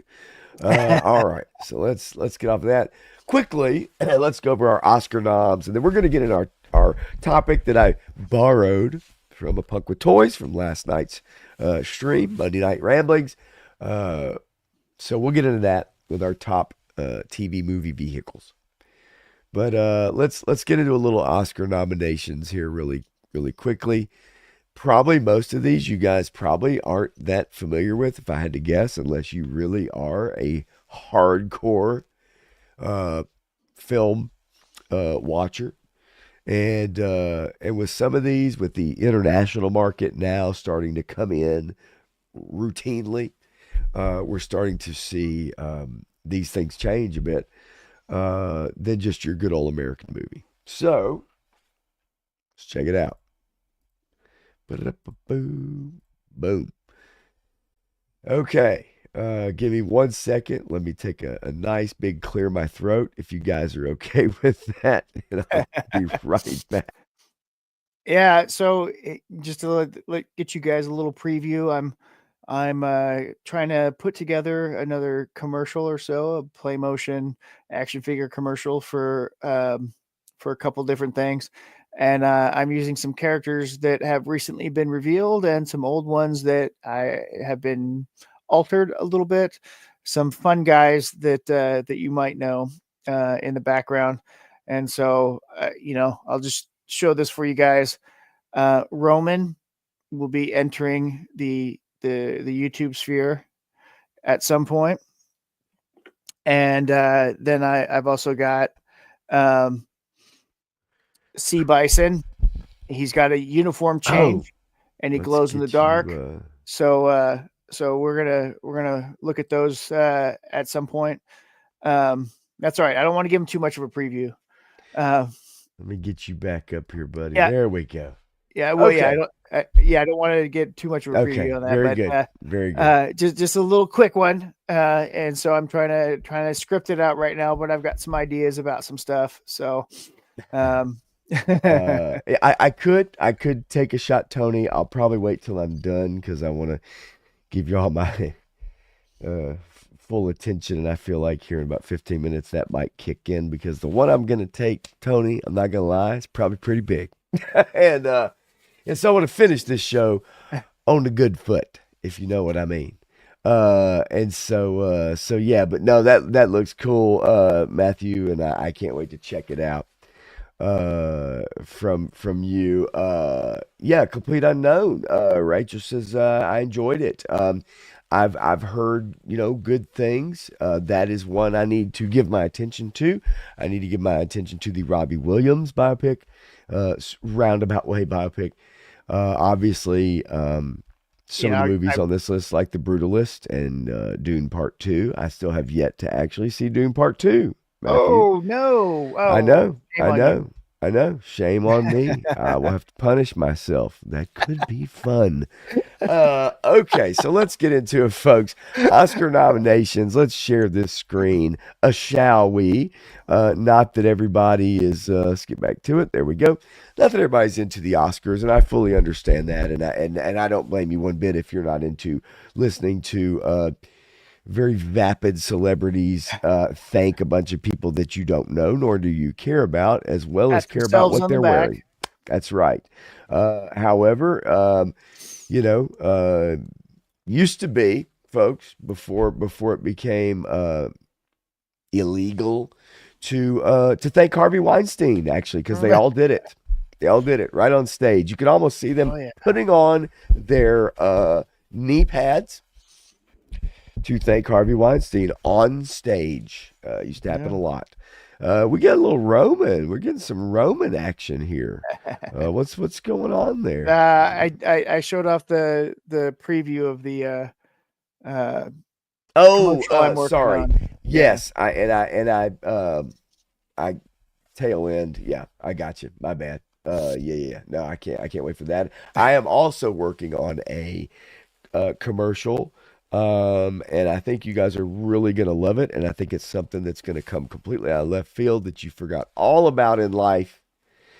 And it's going to come out of left field and you're going to be like, man, that's fun. So I hope to entertain with that. But let's get into it, man. Oscar nominations 2025 by category. Let's zoom in a little bit and get us a good look at these, folks. There we go. Okay. Best Picture. Anora. Have you seen it, Matthew? I have never even heard of it.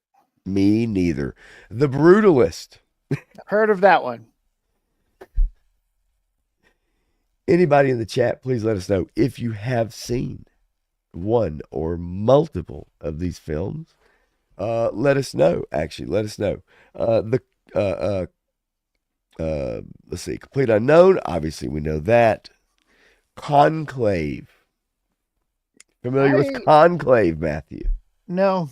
I believe I briefly heard about it, but I don't know anything about it.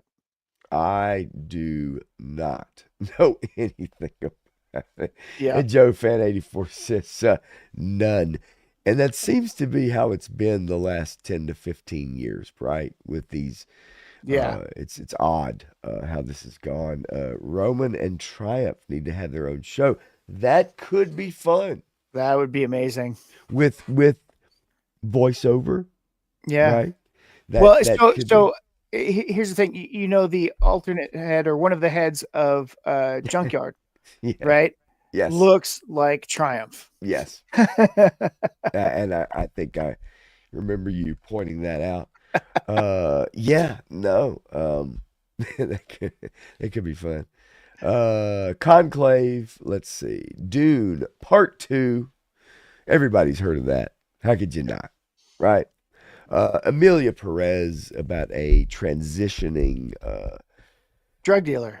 Drug dealer, yes. Trying to get out, away, escape. Okay. The only thing I've heard about is that everybody's pissed about it. The Mexicans are pissed about it. The Americans are pissed about it. The trans community is pissed about it. Everybody's pissed about this movie, and nobody likes it. So here we go. Wow, amazing that it's on the Oscars list. That's fascinating. It's funny how that happens, depending on the content. I'm Still Here. I'm still here. Nominees Oh, to be I thought determined. that was a comment of somebody reading through those Oscar lists and checking out and saying, no, I'm out. Oh, no, wait, I'm still here. I'm no, What's quite action movie. fascinating about that as well is that they don't even have anybody that could accept the award at the moment because they don't even know who's going to be there. You know, this is not your total, normal Grammy talk, right? Like, oh, and Sting isn't here to receive this award. So on his behalf, it's like, this is what, huh? Who? This is a foreign film through and through. Yeah. Just disappearance of a husband and a woman forced to cope with that disappearance. Yeah. Do not know anything about that, just so you know. We have Nickel Boys, which again, if you just watch the trailer, you'll never figure out what it's about. Right. The Substance, which I've heard great things about. Demi Moore. I've heard good things about it. Great things about, and I was told just on Sunday, Yeah. that I have to see this movie. I've been told I have to see it. Body horror. We'll see. Wicked obviously is in there. Actor in a leading role: Adrian Brody, Timothy Chalamet, Coleman Domingo. You skipped Wicked. You didn't even want to mention Wicked. No, I did. Oh, okay. I did. Okay. Yep, Wicked. I did. Yep. It's wouldn't surprise me if it won. We shall see. I do like this though. I like some of these names. Ralph Fiennes, Sebastian Stan for leading role. Timothy Chalamet, who is a good actor. I am shocked actually that Sebastian Stan in The Apprentice gets a nomination for this. Because of how many people have railed against him and railed against the movie and have this massive backlash, at least in the media sense, that's come out again. But I really want to see this movie now because I've heard interesting things about it. So I think it would be well worth a watch. Yeah, no, I'm with you. Shane, take it easy. Same time toys. I will see you guys on Friday for sure. That's a great hangout. For those of you looking for something during your happy hour-ish time of the day on Friday, tune into Same Time Hangout on Same Time Toys YouTube channel. And I know Woody Triple Deuce, the figure addict, will be there. Just Jeff will be there. And Greg, the comic guru, amongst other folks who like to drop by, like War Chest Full of Toys, for instance, the other night. Let's see. You two sound like you can't hear each other tonight. I can. I've actually been able to hear him fantastically. Yeah, I don't know if there's a delay or something, or we're just passionate tonight. We're just talking. Yes, there's passion. It's a good Rod Stewart song. Anyway, okay. Actor in a supporting role. Let's get into it. Yura Borazov. Have no clue. No idea. Kieran Culkin. We do know who that is in A Real Pain. Edward Norton, Complete Unknown. Guy Pearce in The Brutalist. And Jeremy Strong in The Apprentice. That's our first appearance of a nomination so far for the Donald Trump Apprentice. Well, so that's the second one because Sebastian Stan. Oh, no. Yeah. Up top. Sorry. Yeah. So, see, I mean, I couldn't hear him 3-star. Yeah. It's getting some love. That's awesome. I like that. I do. I think that would obviously have made a very interesting story, especially obviously right now. Oh, yeah. And then we have Cynthia Erivo in Wicked for actress in a leading role. Carla Sofia Gascon in Amelia Perez, Mikey Madison, Honora Demi Moore in The Substance, who I believe is going to win. Probably. And Fernanda Torres, which I'm still here because Demi Moore won the Golden Globes, although sometimes that can be a bit of a curse. Yeah. We'll see. But let's see. Actress in a supporting role. Monica Barbaro. In A Complete Unknown. Ariana Grande in Wicked. Felicity Jones in The Brutalist. Those, Felicity Jones, that's a name I haven't heard in a little while. Isabella Rossellini in Conclave. That is a name I know pretty well. And Zoe Saldana in Amelia Perez. Yeah. Yep. As we kind of scroll through and kind of look down, animated feature, Wild Robot, one that you really enjoyed, which I will be watching Friday day. The Wallace and Gromit one. Yeah, Wallace and Gromit and Wild Robot. So those two are my two top contenders. Inside Out 2 was good also. Right. There's some good animated on here. I haven't seen Memoir of a Snail or Flow. Or Flow. I don't even know what Flow is. I do know what Memoir of a Snail is, and it looked interesting.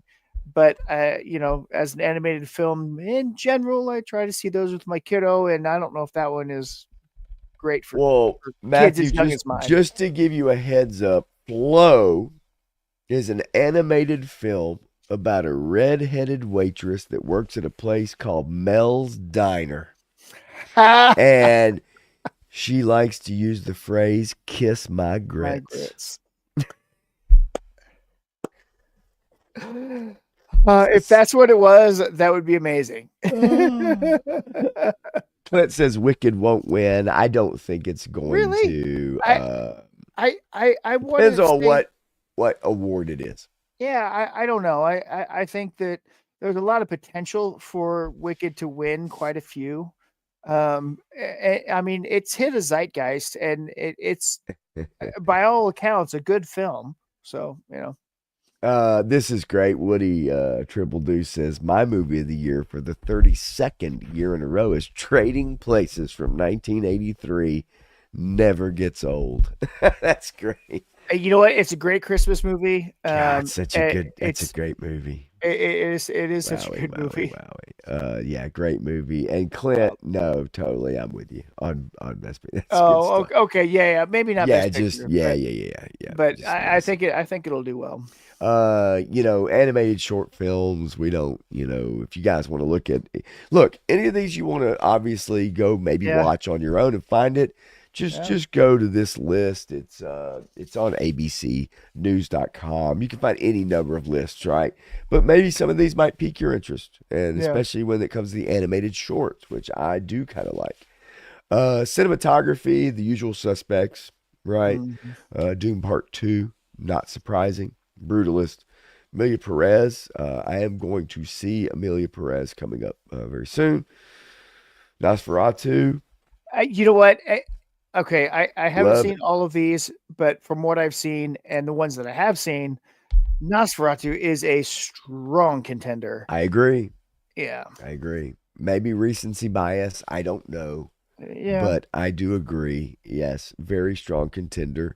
I need to put it in context with all the others. Yeah. Costume design. Nosferatu and Wicked probably have it for me. Again, I haven't seen Conclave. Gladiator 2, I don't think so. I don't think that's going to win a costume design thing just because there's so many inaccuracies and everything. But I'm with you. Nope, I'm with you. Directing, obviously. Who we got for directors? James Mangold. Other than that, we do not see maybe names you might think you would have seen with films that, some of them, yes, are up here.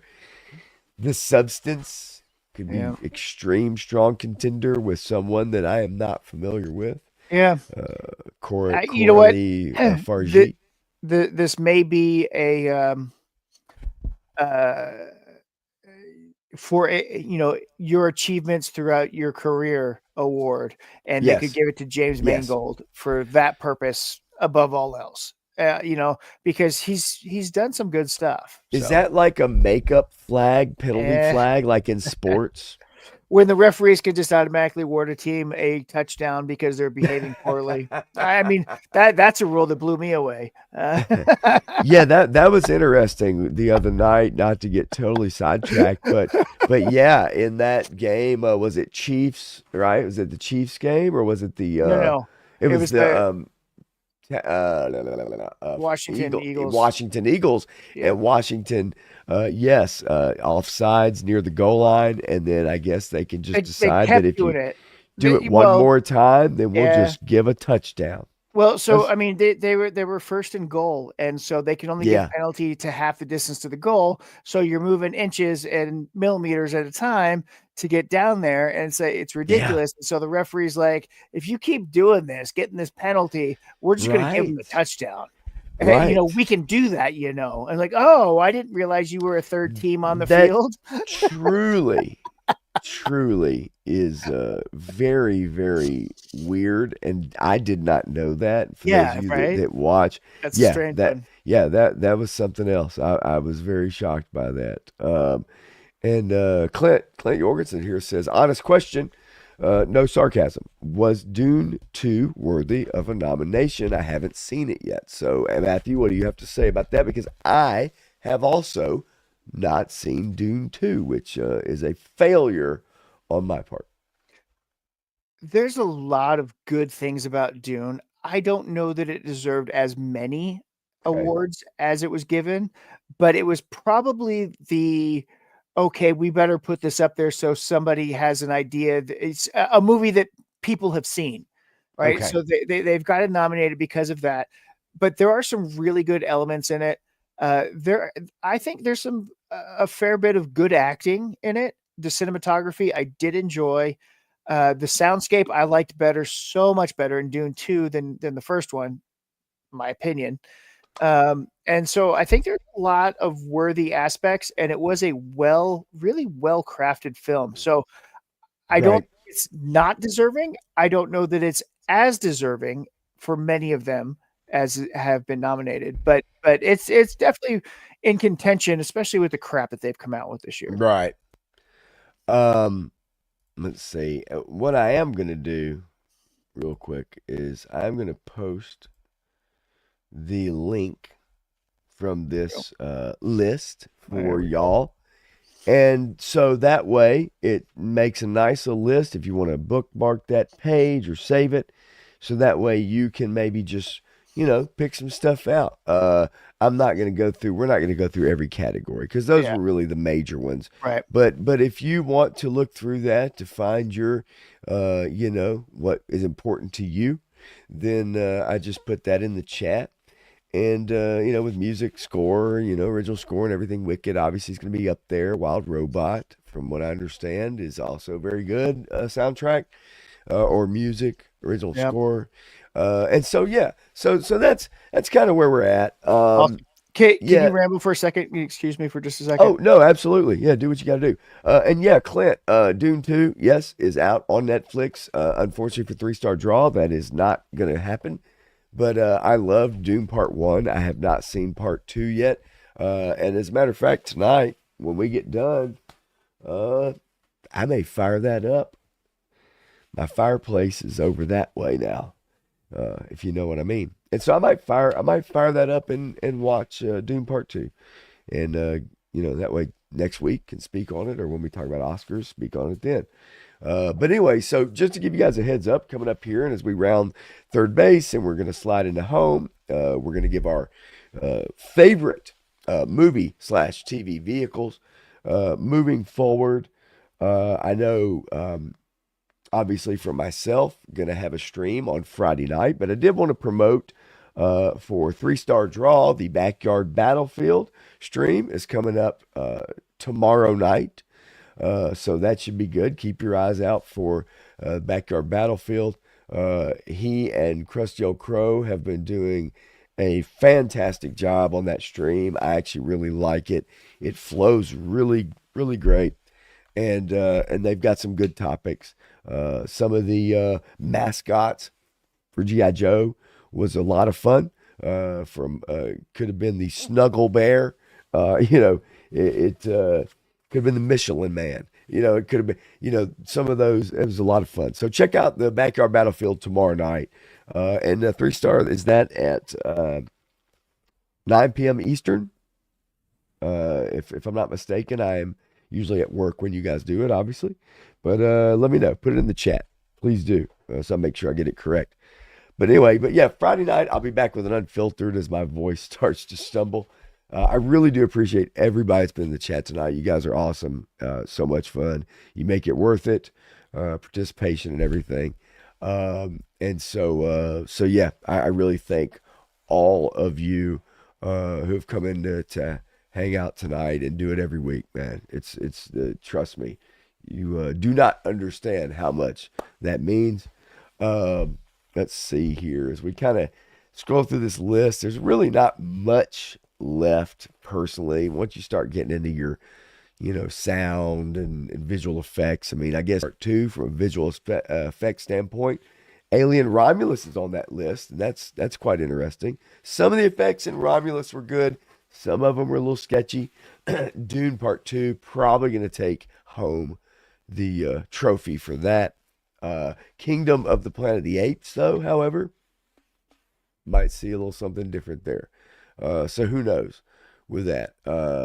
And ultimately, at the end of the day, we get to your writing, screenplay, original, adapted. So that's about it, really, for the Oscars. I don't think there was anything really for Matthew to comment on there in regards to that. But let's see here. Yeah, better man. That's actually, look. Originally, I didn't hear good things about it, but sometimes, and you see this, something gets shared, something gets talked about, and as we've seen, that is a movie that has gotten shared and talked about, and it's gained some attention, and it may very well sneak up and do a couple things that nobody expected. It's very possible. You unmuted, Matthew? You good? Yep, I'm good. I'm sorry about that. No, you're good. I just want to make sure. And yeah, Backyard Battlefield, y'all. It is fun. That show is absolutely fantastic. It really is good, very good. Yeah, so 9 Eastern, 8 Central. So check that out. Speaking of Todd C's question there. Right here. Yeah. Did you see the news about Hasbro producing less toys this year? Okay, we're going to look it up right now. Matthew, do you have time to go over a little bit? Sure. Okay. Yeah. We're going to go over a little bit, folks. Then we're going to give our top 5 movie/TV vehicles. So if you guys hang with us and you want to hang with us for a little bit, then we'll go over a little bit over. Let's check this story out then. Hasbro announces, let's see, next. HasLab and what else? So Hasbro announced that in 2025 they're going to produce less like toys, and they're going to focus on gaming and other media and that kind of stuff. So they're going to produce less plastic in 2025 than they did in 2024, apparently. Okay. And then I don't know about the next Transformers Have Labs at MegaCon in Orlando. Why can't they do something like that for Joe Fest? Because the only company that Hasbro has ever had ties with was JoeCon. And when JoeCon stopped, they stopped going to conventions. They didn't feel the need to go to any others or support them. And while Joe Fest is the next best thing, Codename Iowa is probably even better, but not a lot of people go to Codename Iowa. Hasbro just doesn't feel like it's worth their time. They can go to SDCC and get the attention they want. Right. Yeah. Let's see. MegaCon, February 6th to the 9th. Trying to kind of pull up this story a little bit to get an idea, news-wise, just to...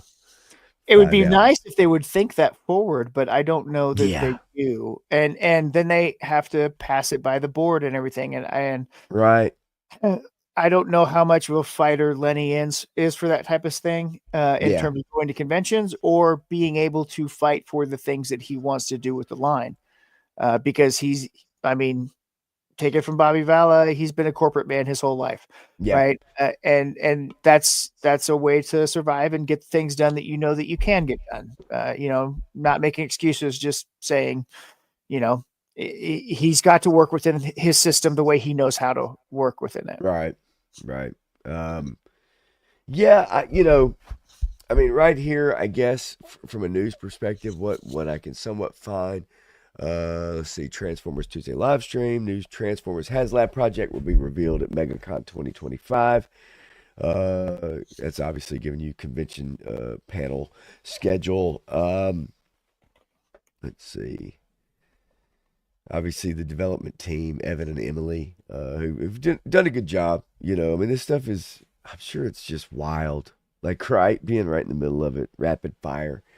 Um, Hosting a panel said to include live product reveals, behind the scenes insights from the designers. They also have a booth showing new products as well. See if I can find any summary action. See, announcing the next Transformers HasLab. That's kind of what I was trying to, let's see, trying to kind of find. Next if you find anything, Matthew, let me know. Yeah. Yeah. But that's literally what I typed in. Next Transformers HasLab, and it's just speculation thread. Yeah. 2 weeks ago, on Reddit, you know, the usual suspects, the HasLab, you know, to be announced. YouTube video not clear. Yeah, I don't know. I mean, I would love for them to do something like that at Joe Fest, but I don't feel that Joe Fest is not, it's not as big as MegaCon, I would not Right. think. And so I just don't know if it would behoove them to do a major announcement or a release for Joe Fest. Although I think you've got the name, right? You've got the spirit. Right. You've got what you want. I just don't know if it's big enough, in all honesty.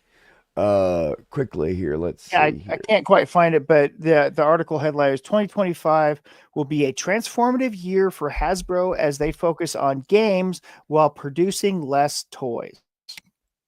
That is not And so. That's a headline from months ago, and it's something that I have talked about Okay.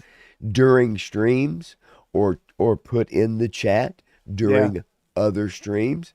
Yeah. Yes, no, that is something that has been going on for a while and will continue to go on. Yeah. And 3 Star Draw says they won't even acknowledge Joe Fest. Yeah, that No, sucks. yeah. And Well, then I mean, there's questions about the guy who runs it, I think, from some people, whether they're true or not, I don't know. But right. that it might stem from that, as well as the foot traffic, right? How much foot traffic are they going to get? How much influence are they going to be able to make? The corporate Hasbro is like, you can go to SDCC and make a presence Yeah. known. That's a big one. You can go to NYCC and make a Yeah. presence known. That's a big Yeah. one. All these other ones, they're fan related. Well, that's your people who you're selling to. So why would the brand not want to go to a brand specific Can't argue with convention? that. You Can't know, argue so with that. I don't know. But Now, I believe it's a corporate decision. and 3 Stars 100% correct. Yes, they made a whole ass announcement about it. Less toys, more games. Yeah, last year in particular, it really was. And I definitely know I remember bringing it up a few times. Yep. And a push towards digital games. Yes. And so we'll see how much of that conversion over, right? You know, they obviously have people scouting, scanning, planning, right? You know, don't want to get caught with your pants down, so to speak, when other people have started to market and pivot. That's right, Carlos. That's what I was saying. And Yeah. and Clint, why don't they do a con during Yojo June? Because Yojo June is their event, and it is kind of their own convention, as Yeah. they do their own reveals and their own pre-orders and all that stuff on their social media sites. And that saves them so much money because they can keep it in their studios and in-house and do it all there. You know, Yeah. it's easier for them, costs less money. Yes, sir. Let's see. Yeah, Hasbro's already going to be at San Diego Comic-Con. They get more bang for their buck. I mean, let's not kid ourselves. We get it, right? Yep. We get it. Even though Joe Fest is a kind of tried and true, it is what it is. These are companies. They have goals. They have, you know, they're not stupid, right? They know what they're doing. Yeah. And so let's see here. Let me pull this back up. And then lastly from Todd C. MegaCon seems like the first one outside of the San Diego Comic-Con circuit. Mhm. SDCC, NYCC, and WonderCon is under the same umbrella. Yep. MegaCon is under Fan Expo. So, yeah. Yep. I'll tell you what, though, Matthew, you know, I get it for having to make the trip. Yep. Obviously, for you during that time period, coming to Augusta is not as easy. But man, it was a damn good time last year. I ain't gonna lie. I had a blast meeting so many people, and obviously some of them come in here on a regular basis. It Yep. was a blast. And then lastly, I don't know if you saw that, but Three Stars sent us the link. If you wanted to look it up, I don't know if that's on email or not. I don't see it. I don't. Probably on Instagram. There it if I is. had Yeah, to guess. Instagram. Yep. I'll take a peek real quick, and then we're going to get into it so we can get on out of here, folks. We know we have taken up a lot of your time, and I appreciate y'all joining us for sure. 100%. Let's see.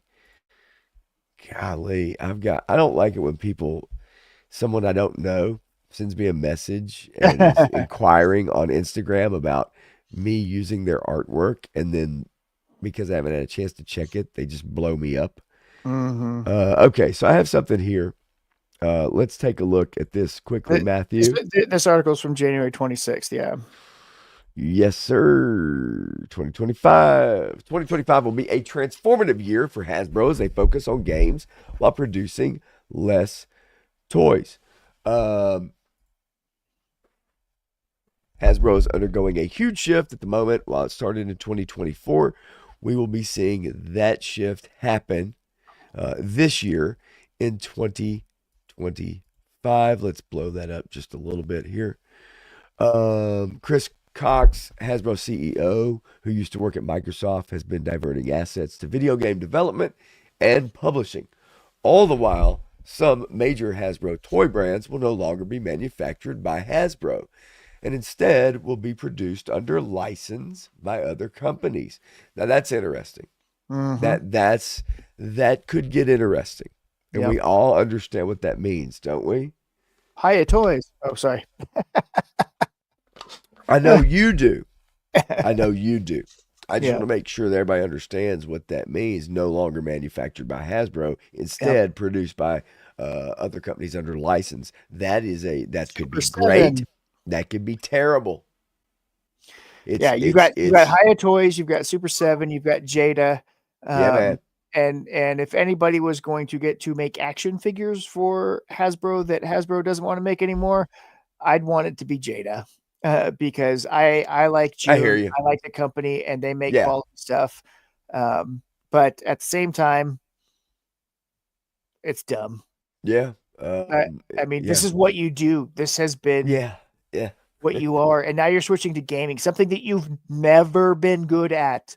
Listen, the media aspect is something that Hasbro has never been good at. They try to create their own network, the Hub Network, and it failed miserably because it wasn't marketed well. They had good programming on it, but they didn't diversify enough to create enough marketable engagement in the stuff that was there, even though the stuff that they created was good. And then they canceled it too soon. That was the other thing. They canceled G.I. Joe before it ever aired one episode. And it is one of the best G.I. Joe series that's been put on in animated format. Right.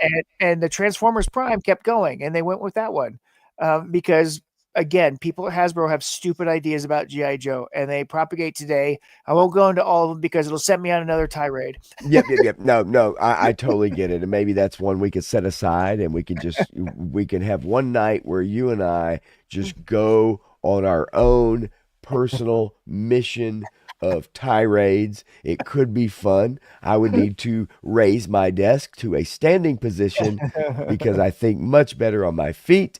And yes, while I'm standing, I could I'd almost have to wear the lapel mic because I'd need to move around. And boy, I can get fired up. I promise you that. Let's see here quickly. Toys are for adults. Let's leave the kids out of it. I mean, these days, that's who's buying them. And that's why they're reducing production. And if they reduce production, that means they're not going to be in Targets and Walmarts anymore, or they shouldn't be because they demand too much of a high quality. Right. So they're only going to be available on internet retailers. Yes. Yeah, man. Joe fan too, as far as bringing your son to Joe Fest and was there last year. That's a good father-son trip. I think that would be just fine. Obviously, afterwards, hanging out in the lobby till 4 a.m. and that kind of stuff is not Yeah. the norm for a son. However, it probably is just fine. People know how to behave too, right? Yeah. And depending on the age, obviously, yes, there's some language there, but it just is all in your personal preference and what you allow, and you know how to get in and get out, right? You know what I mean? Yep. It's all good. But nonetheless, yes. So this is, Hasbro wanting to diversify, turn Hasbro from a toy company to an IP company. We've seen that. That is a goal in the last decade, more and more so with social media and digital media, and the importance of it has grown and grown and grown for a lot of companies. We've seen that. And so, yeah, in 2024, the place Chris Cox needs to see is gaming as the largest potential source of growth for the company. That, if done right, can be quite amazing, and really could be a Okay, boon so to a company it can be, but have you seen the gaming industry lately? as long as they stay away from Would- what has Do you what has think they're made going to the stay gaming away? industry almost get destroyed. Do you think they can stay away? I mean, look at the board. Look at No, the board Hasbro can't. No, no, decisions. no, no, no. Right, No, Hasbro can't do it. You're correct. right. Yeah. Yeah, no, yeah, I'm with you, It, and that's I a mean, shame. It's a shame. they're going to go full on gaming when the gaming industry is disintegrating right around them. And so another dumb decision by Hasbro. Yeah, I agree, and that's something that they're gonna have to figure out how to mitigate. I don't know. I'd like to have faith, but honestly, I am quite cynical, Yeah. and so I don't. Um, I just don't. There's, yeah, no, sorry, but we'll see. I mean, I'd love for it to all play nice. All play nice. Everybody make money, get the Yeah. product out. People enjoy what you do. Create good stories that make sense, that people understand, right? Yep. So, we'll see. But yeah, lowering the focus on toy production as we see, right here. Um, yeah, I don't know, man. It's a bummer, honestly, because you can almost see what's coming, and you've seen what's happened with the industry. Yeah. Yeah, which causes things to not sell. Yeah. I mean, we heard about it earlier this year about them dumping off Power Rangers onto Playmates, Yes, and sir. they may do that with Star Wars, but Disney's already going to Star Wars and Marvel stuff at Playmates also. So, Yes, sir. um, Yeah. they're okay. So Playmates can make all these toys, but Hasbro can't anymore. So you're going to let Playmates take all your brands away from you, and then while you absorbed Kenner and Tonka and everything else, now Yep. Playmates is going to absorb you, or who else is Right.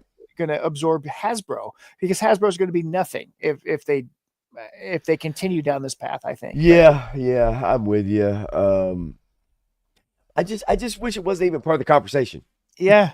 You know what I mean? Like, it's fucking toys, man. Yep. Jesus. Like, just do what you do best. Yep. Hire people who can do that. Right. Good Lord Almighty. All right. So anyway, so yeah, we that's enough of that article. I think we've seen it. We all know it. What is happening. We all know what's happening moving forward. And so we'll see.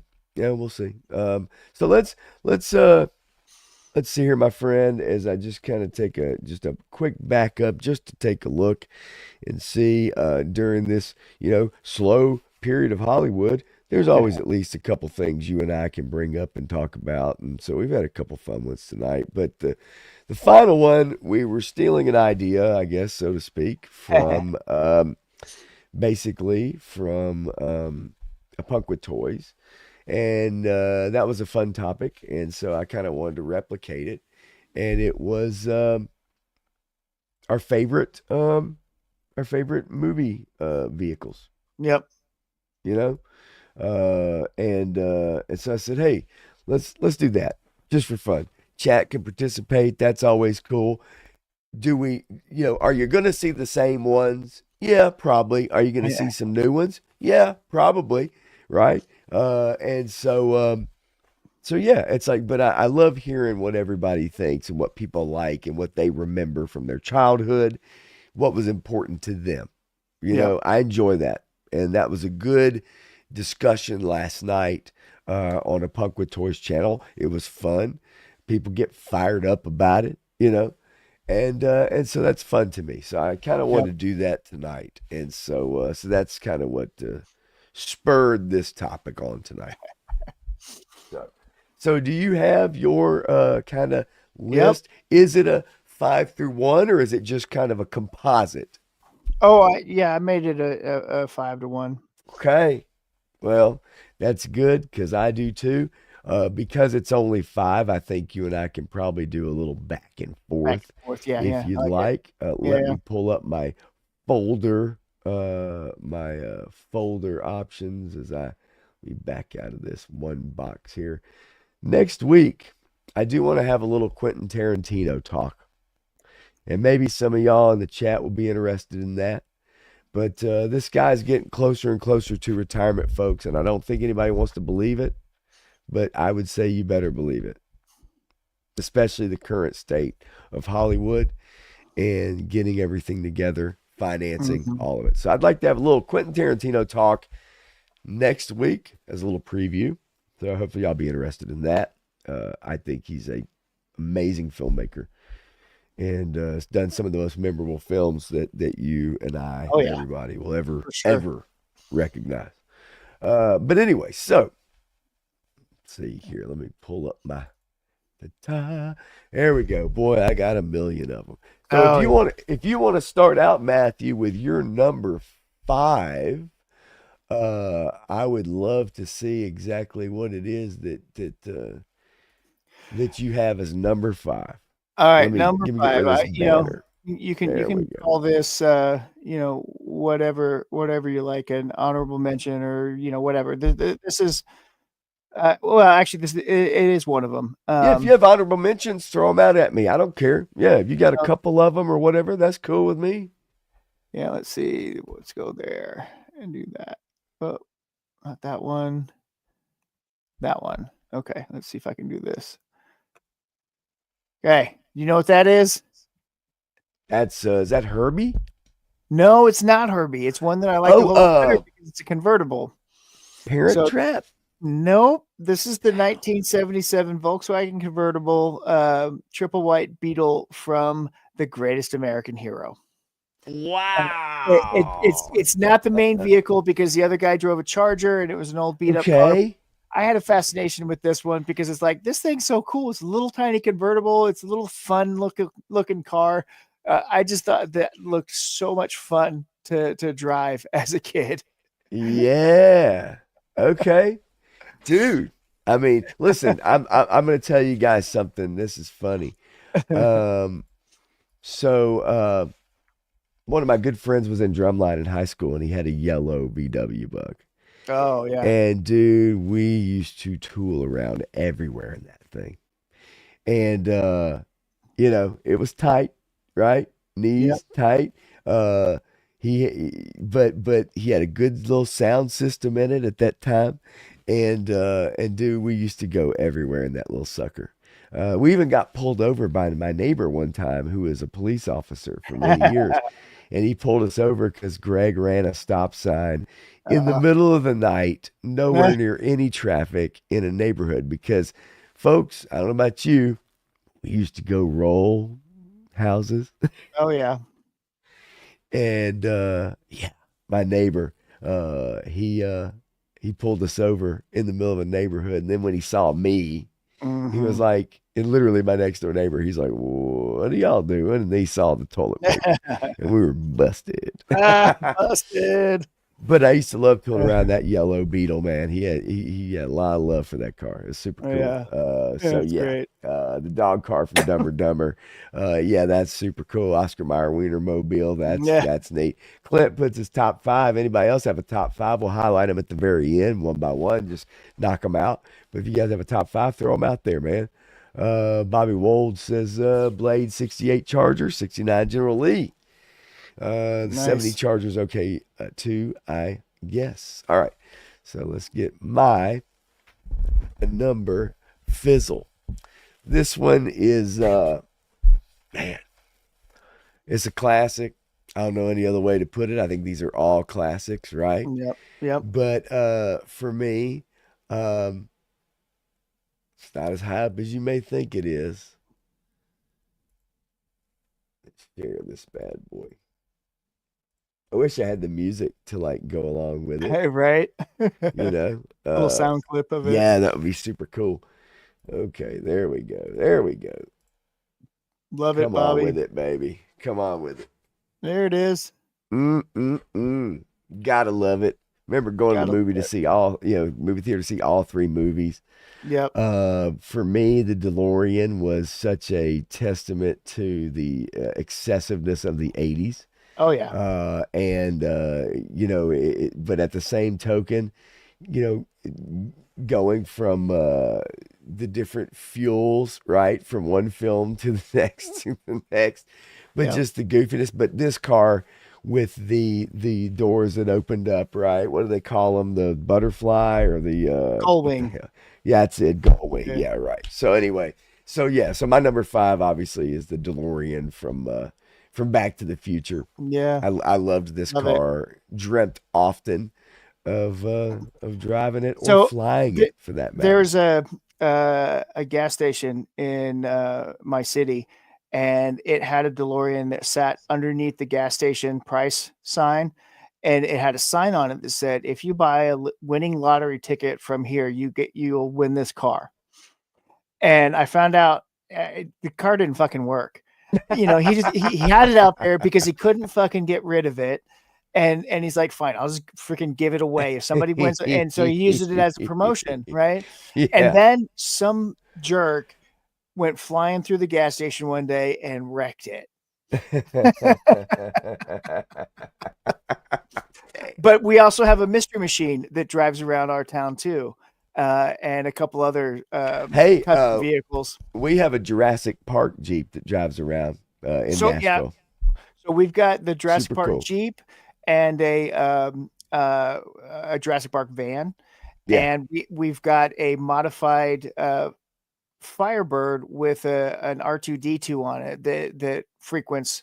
So he drilled a hole and modified the vehicle and put an R2 unit on the back of the Firebird. Nice. Yes, sir. I love it. Yeah, 73 Falcon. yes, Yeah. come on with it. The Yeah. RV from Stripes is a classic too. Yeah. Awesome. And then obviously the Hawkman rocket cycle from Flash Gordon, pretty wild. Yeah. In my mind too, I had it a little more real world applicable. Obviously, that DeLorean kind of changes right over time, but in my mind, I was more in line with like, on the ground. Could I drive it today? Is it something that Right. maybe that was more what I was thinking today? Whereas, last night I had a different mindset about Right. it. But Yep. but they all work, right? So keep them coming, y'all. I'm gonna save Yeah. some of them for sure.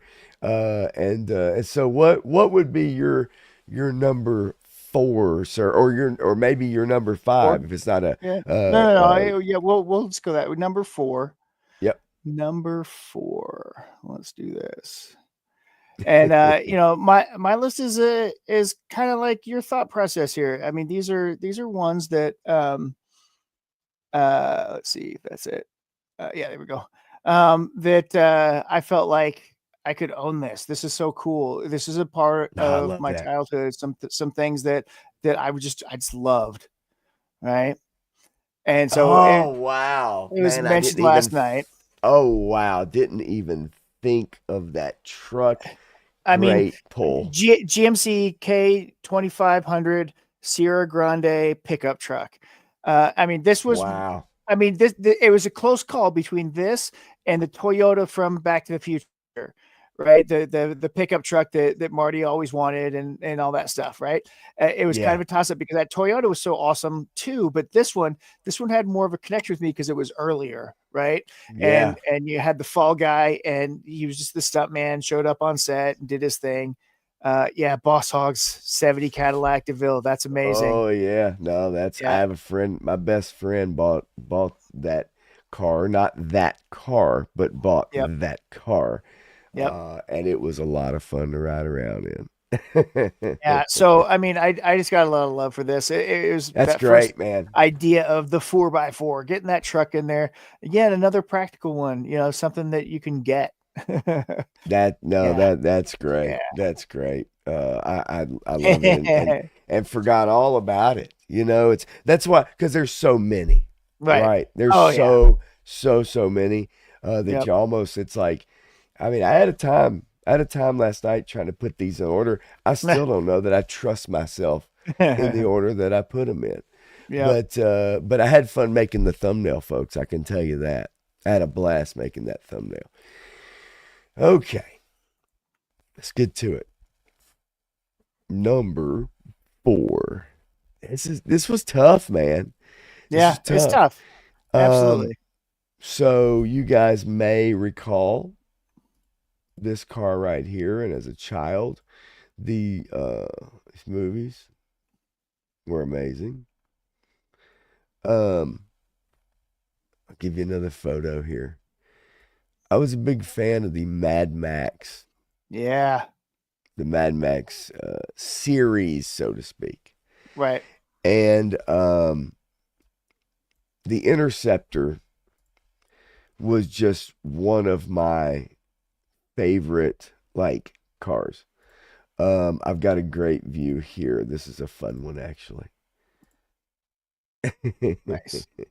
But nonetheless, yeah, Mad Max, give me, roughly all in the same boat, right? You know what I mean? Yeah.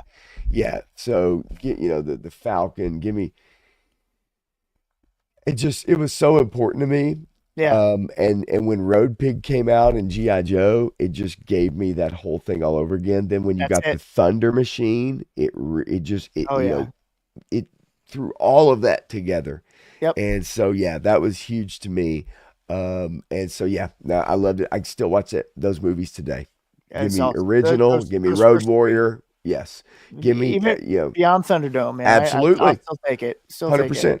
Yep, I'm with you 100%. So yeah, Nice. so that's my number 4. What All about right. you, man? How we getting along to number 3?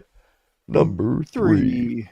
3. Number 3. This one had another. This is a big impact. This was a show my dad and I watched, right? So it's got that aspect of it. This was along the lines of some of the others, but yeah. So we've got the Ferrari 308 GTS, Yeah, a baby. Magnum PI, tooling around Gotta Hawaii in love this it. thing. A friend of mine, a neighbor of mine growing up, had one of these, and his dad rarely took it out. We'd all skate by it and, mess around on our skateboards out there and try to get a look at it and see if he wanted to take us for a ride or something. Yes, yes. Here, I'll get rid of that ad. There we go. Oh yeah. We'll get rid of that ad just a little bit and give you guys a real good look at this Oh bad yeah. boy. Sorry. You better come on with the come on there, baby. That's a beautiful, Yeah. beautiful ride at that time. I love this car so much. My sister had a nice, I think she had a poster of Thomas Oh Magnum yeah. with him on this, if I'm not mistaken. I believe she did. Yep. Could be wrong, but the yellow logo right there, it's just a Yep. beautiful thing. It's just a Gorgeous car. beautiful car. The dream, right? Yep. Dream. And Yep. and also being Thomas Magnum for that. That's right. Gotta have that Caterpillar, right? Caterpillar in Yes. Detroit lines Yep. that. 3 Star says he went to high school with a guy that drove a Fall Guy truck. Nice. Just like it. Yeah, that's Nice. cool. I mean, again, 3 Star. It's so hard, right? It's so hard to have it. Yeah. And Graf is all with you, baby, on that one. Yeah, I like it. You listen, Daredevil Dave. Okay, that cool helicopter. It ain't that cool. Yeah. I mean, I once I learned the lyrics to that song, I'm just playing. I can't get that out of my Hey, head. yeah, we played it in jazz band in junior high school, and I remember Yeah. going back and looking up the lyrics, and it was like, Yeah. okay, Whoa. all right. Whoa. Yeah. Yes, sir. So, okay, so moving along. Number 3.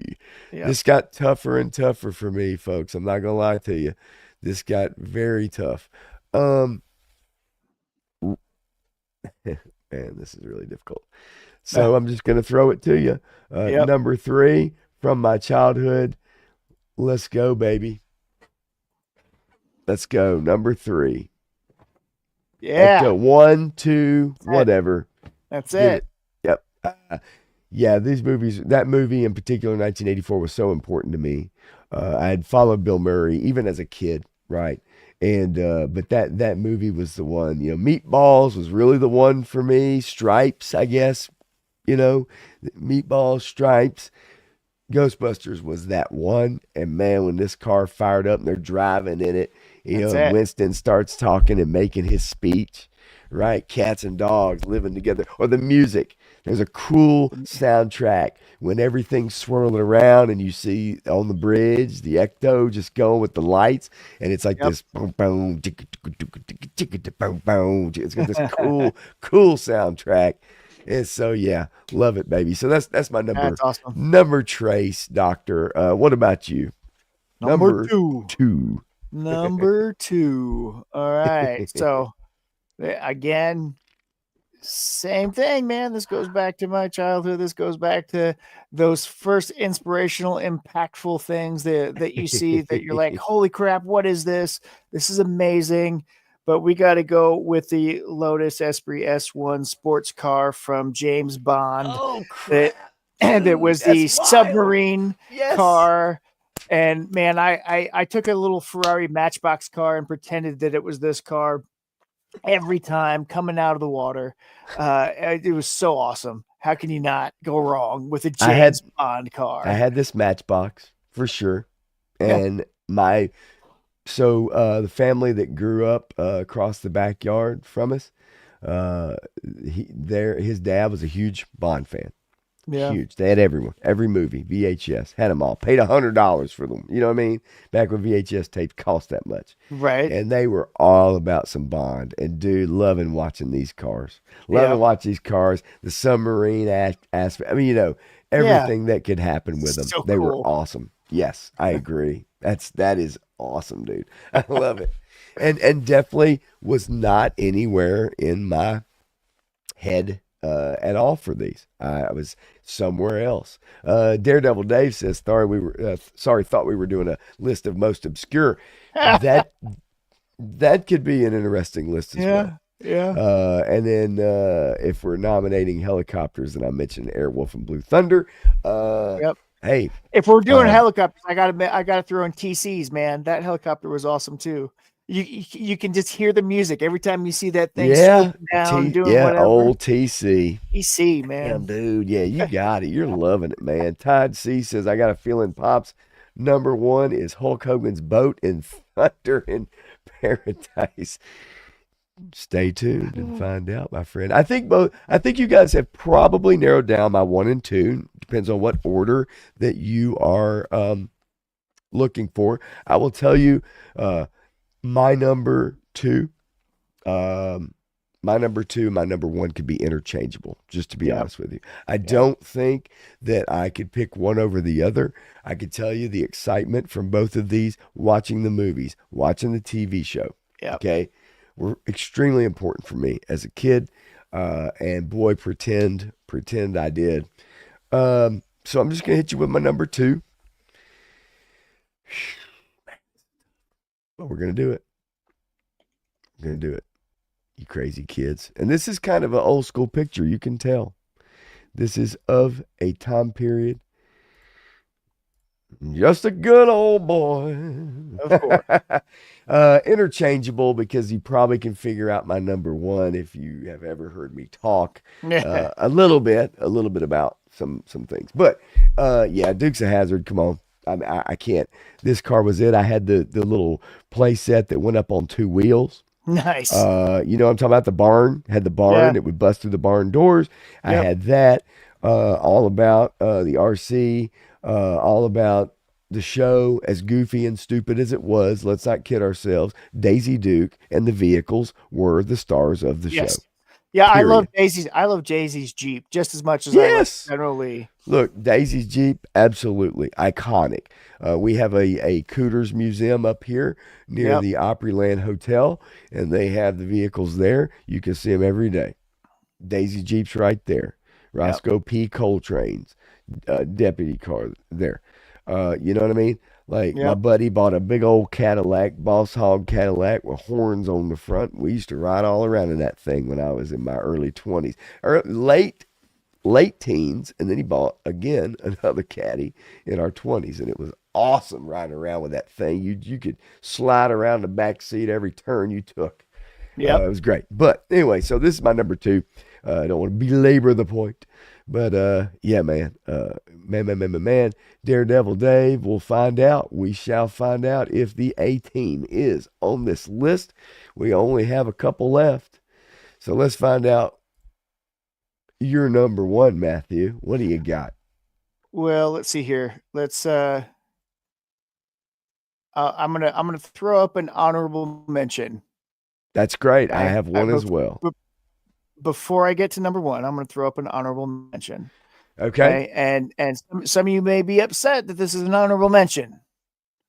But for me, again, it goes back to all the things. Again, my dad and I, it's Tuesday night. My dad's making mac and cheese and hot dogs, and we're watching this show. Yes. I love it. I love the Bam. memories. Okay. There you go, Dave. There it is. The A Team van. I mean, you can't go wrong with that one. No, you can't. It's awesome. It's got so many cool things. You know, I had the 6-inch A Team figures, and I had the van for that as a kid. Yeah. I wanted the 3 3/4 version when I got those action figures too, but I never got the van for that one. I was always disappointed in that. But this was always one of those things that I'm like, that van is the coolest van I've ever seen. And my Yeah. uncle had a van, and it was, you know, it had shag carpet inside, and we'd take it out to the lake all the time, or going out to the Chesapeake or whatever. But it was a big old orange van. So I had this thing with vans as a kid for a little while. I always thought of them as shuttlecraft, actually, from Star Trek. That's a whole nother thing. But You yeah, know what though? I get it. I totally get that. Fully understood. Like that's cool. It's the imagination and man. yep, You know, again, there's so many, right? Remember last night it got out of hand. It got Yeah. so out of hand, not in a bad way. It was Yeah. like one after another, and you start Yeah. thinking about it. You go, Wow, yeah, so many. yeah. You can't go wrong.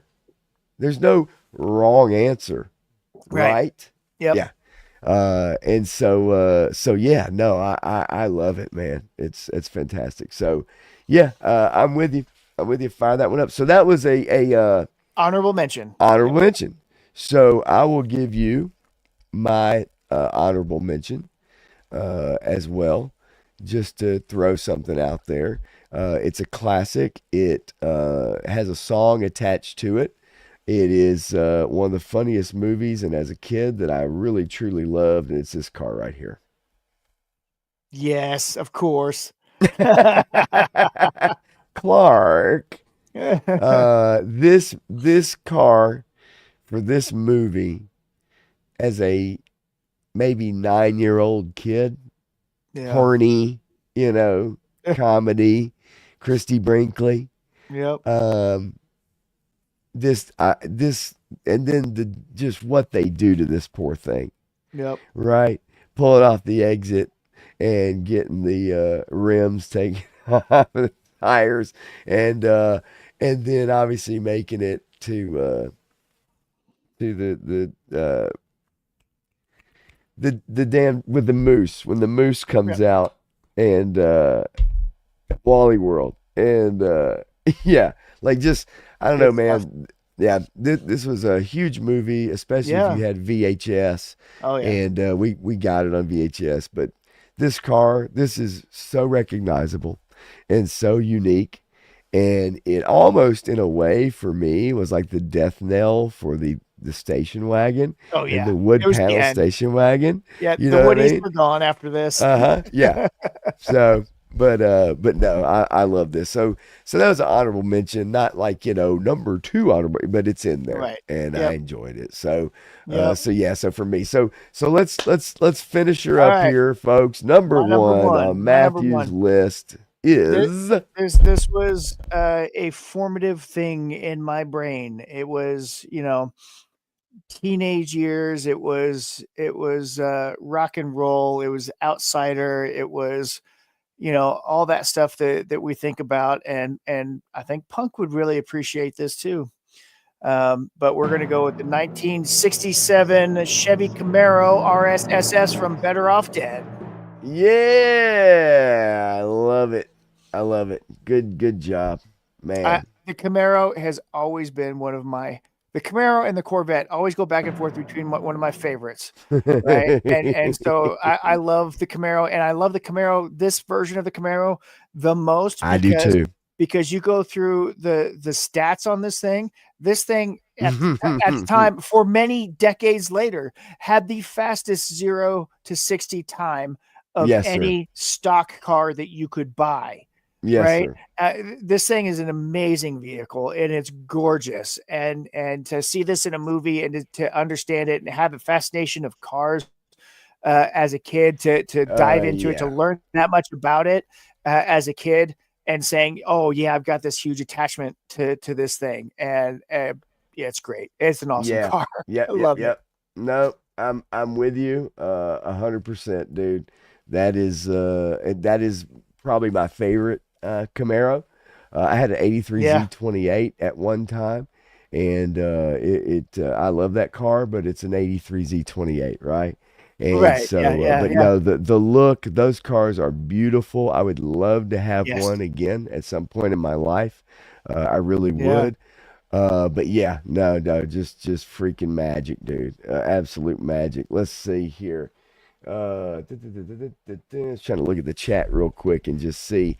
So I will go ahead and reveal mine as we hit up the chat to finish out. I'm going to reveal mine, and I'm going to reveal mine because of a laugh that you guys may or may not be familiar with, and it goes a little something like this.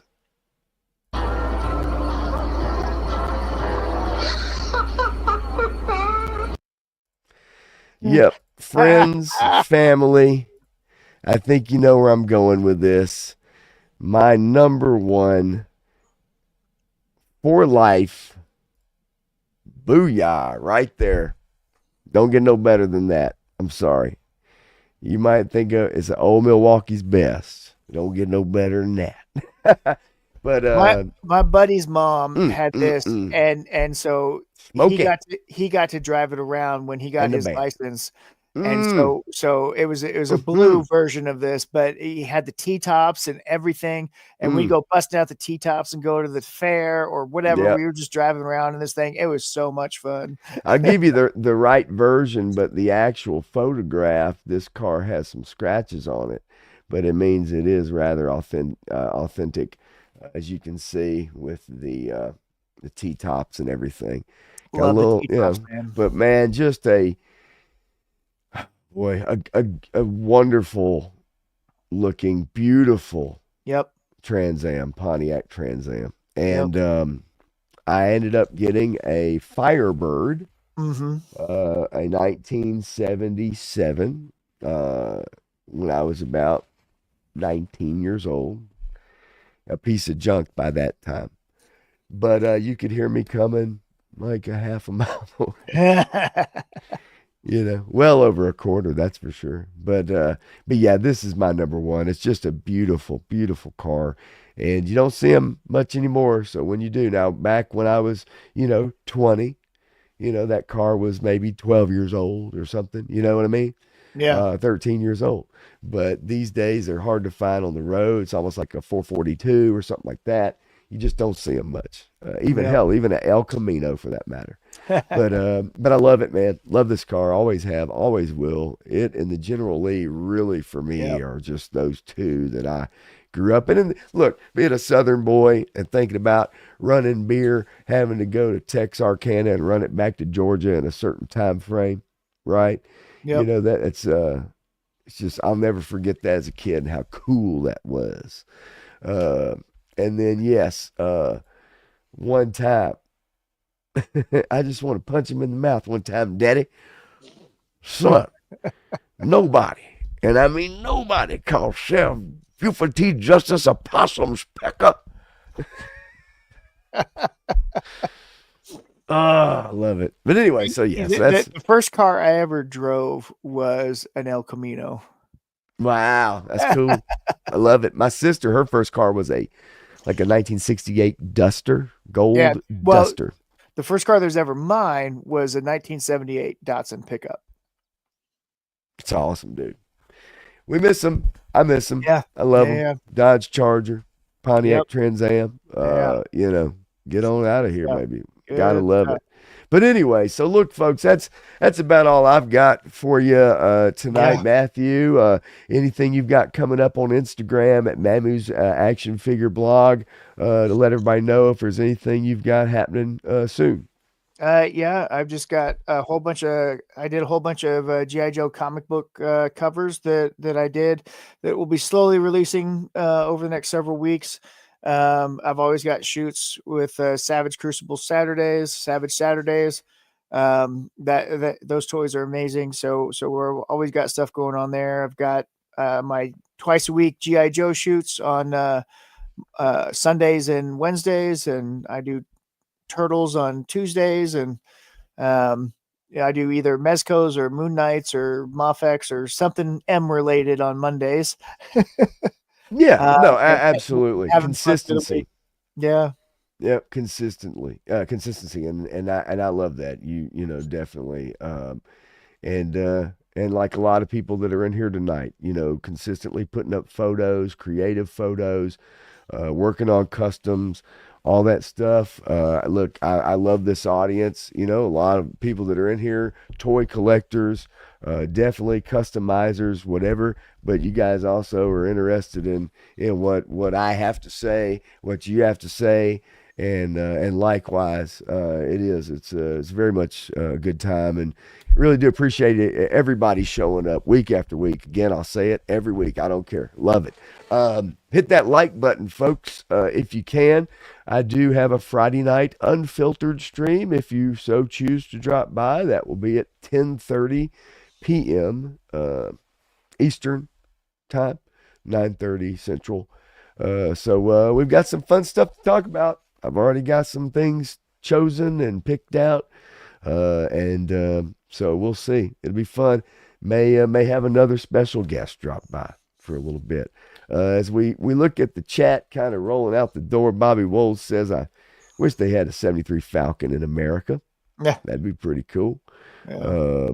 And then let's see. I had a couple starred here. For instance, 3-star draw has Boss Hog 70 Cadillac DeVille, Mr. Machine number 4, 78 Trans Am Firebird, one I just picked, Yep. Mad Max Falcon Interceptor, Yep. VA's 83 GMC, and number 1, the General Lee. Bobby Wool, 68 Charger, 69 General Lee. Yeah, we hit that one up as well. Yep. And then Clint Jorgensen Kit, number 1, General Lee 2, 66 Batmobile. Good call. Good one. Ferris Bueller's Ferrari. Can't forget. Try to put it in reverse and take those miles off. Bullett's Mustang. That's a good call too, man. Very much so. But anyway, yeah, man. Listen, everybody, really, really appreciate it. Thank you so much, Matthew. Always a pleasure, as usual. We'll do it again next week and try to bring y'all some more topics. And as we get into the spring, as we get into the summer, get ready, y'all. We're going to have some stuff to talk about, that's for sure, as Marvel tries to get back on their feet. Star Wars tries to get on their feet, and a whole lot more. So until next time, y'all have a great night. Matthew, I'll see you later on, buddy. Have a good night, everybody.